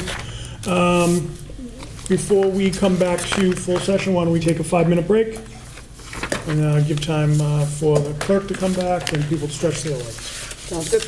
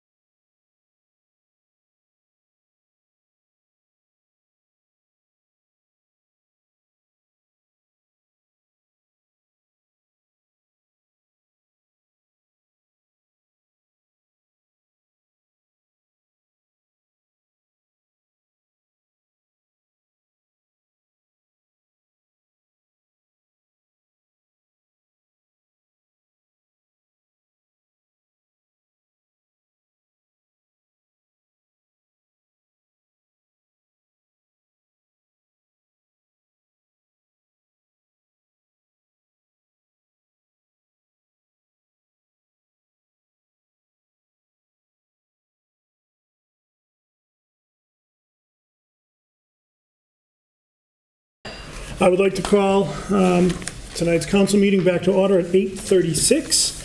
There is no mayor's communication, there is no clerk's communication, and we will now start with Councilor Waterman for committee reports. Okay. According to the docket of August 16th, 2022, I would entertain the motion to approve the Ring a Bell application and the Hawkers Peddlers application from Adam Pelagi of the Pelagi Brothers of 389 Benefit Street, Pawtucket, 02861, for the Pelagi Brothers ice cream truck. Second. Thank you. Motion is in order. Any comments? No, I think it's very obvious. Thank you. Seeing none, this requires a voice vote. All those in favor? Aye. Aye. Opposed? Motion passes. Thank you. And again, from the docket of August 16th, 2022, I'd entertain a motion to approve the Ring a Bell application and the Hawkers Peddlers application from Wayne Labossiere of 104 Byron Avenue, Pawtucket, 02861, of Pelagi Brothers Ice Cream. Second. Thank you. Motion is in order. Any comments? No, not necessary. Okay, this requires a voice vote. All those in favor? Aye. Aye. Opposed? Motion passes. Thank you, and that concludes the business of the License Committee. Meet at the next appropriate time. Thank you, Council Waterman. Council Dolan. Thank you. Reporting for Public Works Committee from the docket of August 16, 2022, I move to accept an easement from Verizon New England, Inc., as shown on Exhibit A, as this easement is needed to place communication lines for the new Attleboro High School on 100 Rathburn Willard Drive. Second. Thank you. Motion is in order. Any comments? None. Any additional questions, comments, concerns? Seeing none, we'll have a roll call vote, beginning with Councilor Waterman. Mr. Waterman? Yes. Ms. Dolan? Yes. Mr. Conti? Yes. Ms. Bennett? Yes. Vice President Cobus? Yes. Ms. Reynolds? Yes. Mr. Angelo? Yes. Ms. DeSimone? Yes. Mr. Blair? Yes. President Delicio? Yes. 10 yeas, 0 nays. Thank you. Motion passes. From the docket of August 16, 2022, I move to transfer $2,413 from account Wastewater Enterprise Fund Reserve Fund for transfer to account Wastewater Enterprise Fund Insurance to fund the increase in insurance premiums for fiscal year '23. Second. Thank you. Motion is in order. Any comments? None. Any additional questions, comments, concerns from the council? Seeing none, we'll have a roll call vote, beginning with Councilor Blair. Mr. Blair? Yes. Ms. DeSimone? Yes. Mr. Angelo? Yes. Ms. Reynolds? Yes. Vice President Cobus? Yes. Ms. Bennett? Yes. Mr. Conti? Yes. Ms. Dolan? Yes. Mr. Waterman? Yes. President Delicio? Yes. 10 yeas, 0 nays. Thank you. Motion passes. From the docket of August 16, 2022, I move to transfer $6,922 from account Water Enterprise Fund Reserve Fund for transfer to account Water Enterprise Fund Insurance to fund the increase in insurance premiums for fiscal year '23. Second. Thank you. Motion is in order. Any comments? None. Any questions or comments from the council? Seeing none, we'll have a roll call vote, beginning with Councilor Waterman. Mr. Waterman? Yes. Ms. Dolan? Yes. Mr. Conti? Yes. Ms. Bennett? Yes. Vice President Cobus? Yes. Ms. Reynolds? Yes. Mr. Angelo? Yes. Ms. DeSimone? Yes. Mr. Blair? Yes. President Delicio? Yes. 10 yeas, 0 nays. Thank you. Motion passes. From the docket of August 16, 2022, I move to transfer $4,877 from account Citywide Reserve Fund for transfer to account Park Maintenance of Buildings to pay for repairs to the Newell Shelter at Capron Park. Second. Thank you. Motion is in order. Any comments? None. Any additional questions or comments from the council? Seeing none, this will be a roll call vote, beginning with Councilor Blair. Mr. Blair? Yes. Ms. DeSimone? Yes. Mr. Angelo? Yes. Ms. Reynolds? Yes. Vice President Cobus? Yes. Ms. Bennett? Yes. Mr. Conti? Yes. Ms. Dolan? Yes. Mr. Waterman? Yes. President Delicio? Yes. 10 yeas, 0 nays. Thank you. Motion passes. From the docket of August 16, 2022, I move to approve expending of such funds and any future amendments regarding the award of $35,012.64 from the Mass DOT for the Shared Streets and Spaces Program. Second. Thank you, Vice President Cobus. Any comments, Councilor Dolan? None. Any questions or concerns from the council? Seeing none, we'll have a roll call vote, beginning with Mr. Waterman. Mr. Waterman? Yes. Ms. Dolan? Yes. Mr. Conti? Yes. Ms. Bennett? Yes. Vice President Cobus? Yes. Ms. Reynolds? Yes. Mr. Angelo? Yes. Ms. DeSimone? Yes. Mr. Blair? Yes. President Delicio? Yes. 10 yeas, 0 nays. Thank you. Motion passes. And that concludes the business for the Public Works Committee, and I look forward to a committee meeting at the next appropriate time. Thank you. Councilor Conti. Thank you, Mr. President. Reporting for the Finance Committee from the docket of August, that's the docket of August 16th, 2022. I move to appropriate the expenditure during fiscal year 2023 and any future grant amendments regarding the Community Development Block Grant for program year 2022, fiscal year 2023 for the Youth Center program in the amount of approximately $11,640. Second. Thank you. Motion is in order. Any comments? None. Any additional question or comments from the council? Seeing none, we'll have a roll call vote, beginning with Counsel Blair. Mr. Blair. Yes. Ms. DeSimone. Yes. Mr. Angelo. Yes. Ms. Reynolds. Yes. Vice President Cobus. Yes. Ms. Bennett. Yes. Mr. Conti. Yes. Ms. Dolan. Yes. Mr. Waterman. Yes. President Delicio. Yes. 10 yeas, 0 nays. Thank you, motion passes. Thank you, Mr. President. From the docket of August 16, 2022, I move to transfer $30,000 from the citywide reserve fund for capital account to the parks fencing account to replace the fence around the Wolfenden Fountain in Cape Run Park. Second. Thank you, Vice President Cobus. Motion is in order. Any comments, Counsel Conti? None. Additional questions or comments from the council? Seeing none, we'll have a roll call vote, beginning with Counsel Waterman. Mr. Waterman. Yes. Ms. Dolan. Yes. Mr. Conti. Yes. Ms. Bennett. Yes. Vice President Cobus. Yes. Ms. Reynolds. Yes. Mr. Angelo. Yes. Ms. DeSimone. Yes. Mr. Blair. Yes. President Delicio. Yes. 10 yeas, 0 nays. Thank you, motion passes. Thank you, Mr. President. From the docket of July 5th, 2022, I move to strike the following. A motion to transfer $800 from the Assessor's Legal Services to the Assessor's Office Supplies to purchase office chairs. Second. Thank you, Vice President Cobus. Any comments? I have none. Any questions or comments from the council? Seeing none, this requires a voice vote. All those in favor? Aye. Opposed? Motion passes. Thank you, Mr. President. From the docket of June 21st, 2022, I move to strike the following. A motion to waive the allowable permit fees associated with the replacement of the gymnasium floors at Hyman Farm and Hill Roberts Elementary School. Second. Thank you. Motion is in order. Any comments? I have none. Additional comments from the council? Seeing none, we'll have a roll call, a voice vote. All those in favor? Aye.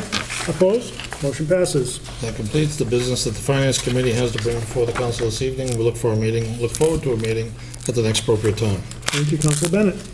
Reporting for Traffic and Transportation Committee, I move to refer the following to the Traffic Study Commission. A request from a constituent to install a multi-way stop sign at Greenwich Street and Holly Street that is not included in City Ordinance Section 10-4.11, isolated stop signs, and 10-4.12, multi-way stop signs. Second.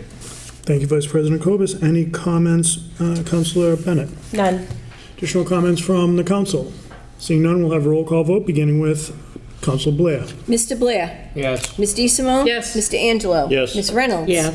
Vice President Cobus. Yes. Ms. Bennett. Yes. Mr. Conti. Yes. Ms. Dolan. Yes. Mr. Waterman. Yes. President Delicio. Yes. 10 yeas, 0 nays. Thank you, motion passes. From the docket of April 19th, 2022, I move to approve the placement of a permanent speed hump on both May Street and Rocklawn Avenue per City Ordinance Section 10-4, speed humps. Second. Thank you, motion is in order. Any comments?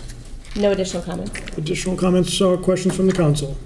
Seeing none, we'll have a roll call vote, beginning with Councilor Waterman. Mr. Waterman. Yes. Ms. Dolan. Yes. Mr. Conti. Yes. Ms. Bennett. Yes. Vice President Cobus. No. Ms. Reynolds. Yes. Mr. Angelo. Yes. Ms. DeSimone. Yes. Mr. Blair. Yes. 9 yeas, President Delicio, excuse Thank me. Yes. 9 yeas, 1 nay. 9 yeas, 1 nay. I did say it correctly. You did. You did. Motion passes. From the docket of April 19th, 2022, I move to approve amending Section 10-4.18E by adding May Street and Rocklawn Avenue as streets with speed humps. Second. Thank you, Vice President Cobus. Motion is in order. Any comments? No additional comments. Thank you. Additional questions or comments from the council? Seeing none, we'll have a roll call vote, beginning with Council Blair. Mr. Blair. Yes. Ms. DeSimone. Yes. Mr. Angelo. Yes. Ms. Reynolds. Yes. Yes. Yes. Yes. Thank you. Vice President Cobus. No. Ms. Bennett. Yes. Mr. Conti. Yes. Ms. Dolan. Yes. Mr. Waterman. Yes. President Delicio. 9 yeas, 1 nay. Thank you, motion passes. That concludes the business of Traffic and Transportation Committee. I call for a meeting at the next appropriate time. Thank you very much, Vice President Cobus. Thank you. Reporting for IT and Infrastructure Committee from the docket of August 16th, 2022. I move to transfer $12,330 from account Citywide Reserve Fund for Capital to account Budget and Administration, new computer equipment to fund a new firewall appliance. Second. Thank you, Councilor Dolan. Motion is in order. Any comments? Talked about in committee. Additional question or comments from the council? Seeing none, we'll have a roll call vote, beginning with Councilor Waterman. Mr. Waterman. Yes. Ms. Dolan. Yes. Mr. Conti. Yes. Ms. Bennett. Yes. Vice President Cobus. Yes. Ms. Reynolds. Yes. Mr. Angelo. Yes. Ms. DeSimone. Yes. Mr. Blair. Yes. President Delicio. Yes. 10 yeas, 0 nays. Thank you, motion passes. From the docket of August 16th, 2022, I move to transfer $1,100 from account Citywide Reserve Fund for transfer to account Budget and Administration supplies office equipment to purchase 3 new chairs in the MIS office. Second. Thank you. Motion is in order. Any comments?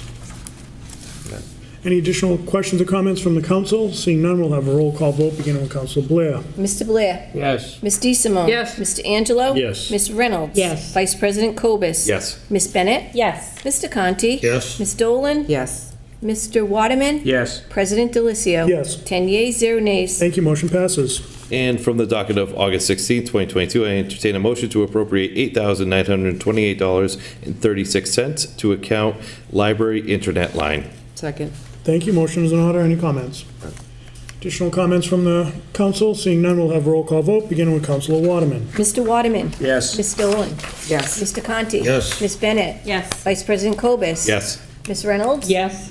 Mr. Angelo. Yes. Ms. DeSimone. Yes. Mr. Blair. Yes. President Delicio. Yes. 10 yeas, 0 nays. Thank you. Motion passes. That concludes the business of the IT and Infrastructure Committee, and I call for committee meeting at the next appropriate time. Thank you, Vice President Corbis. We will now recognize Councilor Conti. Thank you, Mr. President. Reporting for zoning and land use from the docket of August 16, 2022. I move to hold a public hearing on August 16, 2022 to discuss the application to waive building department fees totaling $168,700 for preservation of Affordable Housing, Inc., owners of the Gardner Terrace Apartments on Pine Street. Second. Thank you. Motion is in order. Any comments? I have none. Councilor Blair. You know, we're going to keep waiving these fees for private companies to come in. That's for, if I'm correct, that's for a profit-generating company. Am I correct? So what I would say, It's not a non-profit. what I would say, Councilor Blair, is this piece of business is for the public hearing, not to argue the merits. I'm sorry. No worries. No worries. I'm sorry. I think that's a great question for the public hearing, though. Yeah. Any other questions or comments? Seeing none, this requires a voice vote. All those in favor? Aye. Aye. Opposed? Hey. So that's 9 yeas, 1 nay. Motion passes. Thank you. Thank you, Mr. President. That concludes the business zoning and land use subject before the council this evening. We look forward to a meeting at the next appropriate time. Thank you, Councilor Conti. Councilor Reynolds. Reporting for City Property and Claims Committee from the docket of August 16th, 2022, I move to declare the following Attleboro High School items as surplus and available for disposition: wall mats in the large gym. Second. Thank you. Motion is in order. Any comments? No, I have none. Additional questions or comments? Seeing none, I believe this is Councilor Blair. Yes, that's correct. We'll have roll call vote, beginning with Councilor Blair. Mr. Blair. Yes. Ms. DeSimone. Yes. Mr. Angelo. Yes. Ms. Reynolds. Yes. Vice President Cobus. Yes. Ms. Bennett. Yes. Mr. Conti. Yes. Ms. Dolan. Yes. Mr. Waterman. Yes. President Delicio. Yes. 10 yeas, 0 nays. Thank you. Motion passes. From the docket of August 16th, 2022, I move to transfer $857.60 from account Citywide Reserve Fund for transfer to account Assessor Office Equipment to purchase 4 new office chairs. Second. Thank you, Vice President Cobus. Motion is in order. Any comments? I have none. Additional comments from the council? Seeing none, we'll have roll call vote, beginning with Councilor Waterman. Mr. Waterman. Yes. Ms. Dolan. Yes. Mr. Conti. Yes. Ms. Bennett. Yes. Vice President Cobus. Yes. Ms. Reynolds. Yes. Mr. Angelo. Yes. Ms. DeSimone. Yes. Mr. Blair. Yes. President Delicio. Yes. 10 yeas, 0 nays. Thank you. Motion passes. From the docket of August 16th, 2022, I move to transfer $6,700 from account Citywide Reserve Fund for transfer to account Library Building Maintenance to replenish funds used for plumbing issues plaguing the library. Second. Thank you, Vice President Cobus. Motion is in order. Any comments? I have none. Additional questions or comments from the council? Seeing none, we'll have a roll call vote, beginning with Councilor Blair. Mr. Blair. Yes. Ms. DeSimone. Yes. Mr. Angelo. Yes. Ms. Reynolds. Yes. Vice President Cobus. Yes. Ms. Bennett. Yes. Mr. Conti. Yes. Ms. Dolan. Yes. Mr. Waterman. Yes. President Delicio. Yes. 10 yeas, 0 nays. Thank you. Motion passes. That is all the business City Property and Claims Committee has this evening, but I would like to call for a committee meeting at the next appropriate time. Thank you. Thank you. Councilor Angelo. Thank you, President Delicio. I'd like to call Personal Veterans Human Services to order. From the docket of August 16th, 2022, I move to accept the generous donation of $1,000 in Stop and Shop gift cards from the Attleboro Elks Lodge 1014, the Veterans Services Office. Second. Thank you, Vice President Cobus. Any comments, Councilor Angelo? No, sir. Additional questions or comments from the council? Seeing none, this requires a voice vote. All those in favor? Aye. Opposed? Motion passes. That concludes the Business of Personnel Veterans Human Services Committee, and I call for a meeting at the next appropriate time. Thank you, Councilor Angelo. Councilor DeSimone. Very good. Reporting for ordinances, elections, and legislative matters from the docket of August 16th, 2022. I move to transfer $11,542.93 from account Citywide Reserve Fund for transfer to account elections postage to mail 32,153 postcards advising registered voters of polling location changes. Second. Thank you, Vice President Cobus. The motion is in order. Any comments? No, thank you. Seeing none, we'll have a roll call vote with, beginning with Councilor Waterman. Mr. Waterman. Yes. Ms. Dolan. Yes. Mr. Conti. Yes. Ms. Bennett. Yes. Vice President Cobus. Yes. Ms. Reynolds. Yes. Mr. Angelo. Yes. Ms. DeSimone. Yes. Mr. Blair. Yes. President Delicio. Yes. 10 yeas, 0 nays. Thank you. Motion passes. Very good. From the docket of August 16th, 2022, I move to approve the recommendation of the election commissioners and the police department for police detail locations and assignments for the upcoming elections on September 6th, 2022 and November 8th, 2022. Second. Thank you. Motion is in order. Any comments? No, thank you. Any additional comments from the council? Seeing none, we'll have a roll call, we'll have a roll call vote beginning with Councilor Blair. Mr. Blair. Yes. Ms. DeSimone. Yes. Mr. Angelo. Yes. Ms. Reynolds. Yes. Vice President Cobus. Yes. Ms. Bennett. Yes. Mr. Conti. Yes. Ms. Dolan. Yes. Mr. Waterman. Yes. President Delicio. Yes. 10 yeas, 0 nays. Thank you. Motion passes. From the docket of June 21st, 2022, I entertain a motion to strike that. I move to call for a public hearing on August 16th, 2022 for the amendments pertaining to sections 7-13.6 and 7-19.6 as they pertain to extending the exemption period for those ordinances. Second. Thank you. Motion is in order. Any comments? No, thank you. Additional comments? Seeing none, this requires a voice vote. All those in favor? Aye. Opposed? Motion passes. And lastly, from the docket of May 3rd, 2022, I move to amend Section 2-8.2 of the revised ordinances as it pertains to the Municipal Building Commission. Second. Thank you, Vice President Cobus. Motion is in order. Any comments? Nope, excited to have this coming out, getting voted on. Thank you.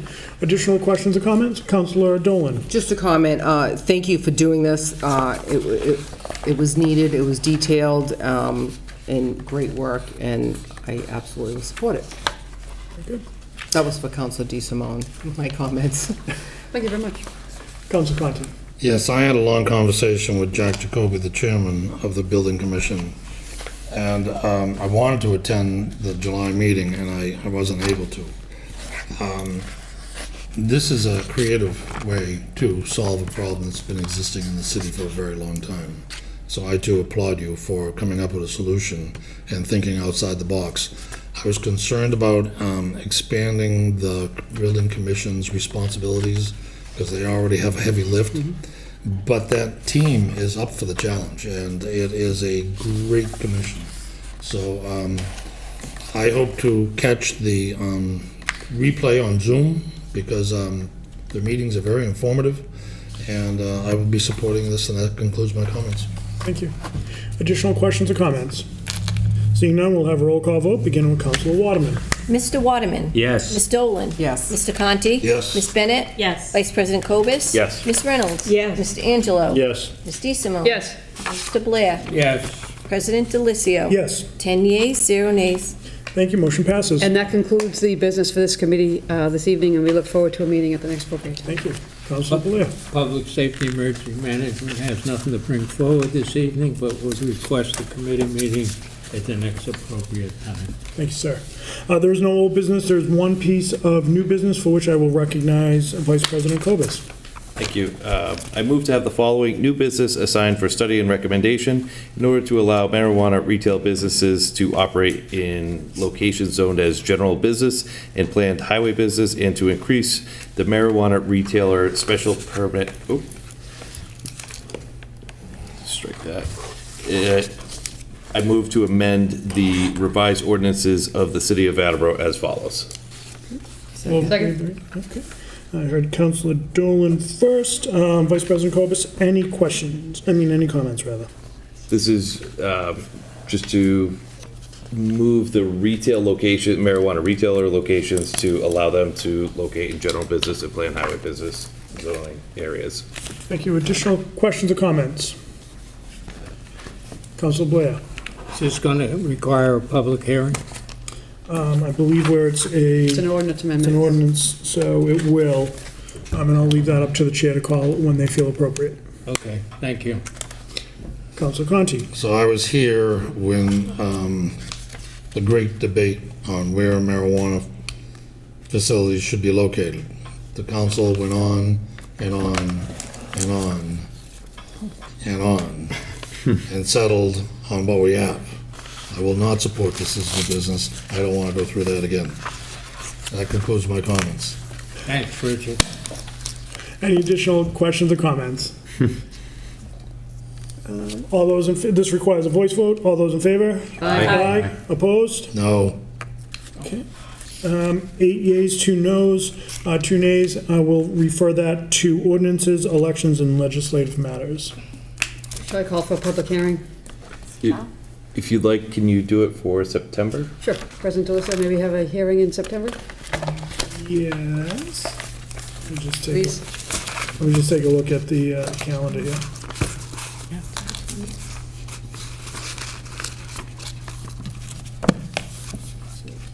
September 20th? Good, thank you very much. Okay, you're welcome. Is there a Or a second? voice vote? Yeah, it'll be a voice vote. Was there a second? Second, sorry, excuse me. Thank you. Okay. This requires a voice vote. All those in favor? Aye. Opposed? Motion passes. Before we adjourn, just want to remind everyone, we will be meeting again August 16th at 6 p.m. This way, Council Waterman will start the night off, then Councilor Angelo will have guests as well. And then just remember to get your committee minutes to Virginia if you haven't already. That being said, I would entertain a motion to adjourn. Second. All those in favor? Aye. We opposed? We adjourned at 8:59 p.m.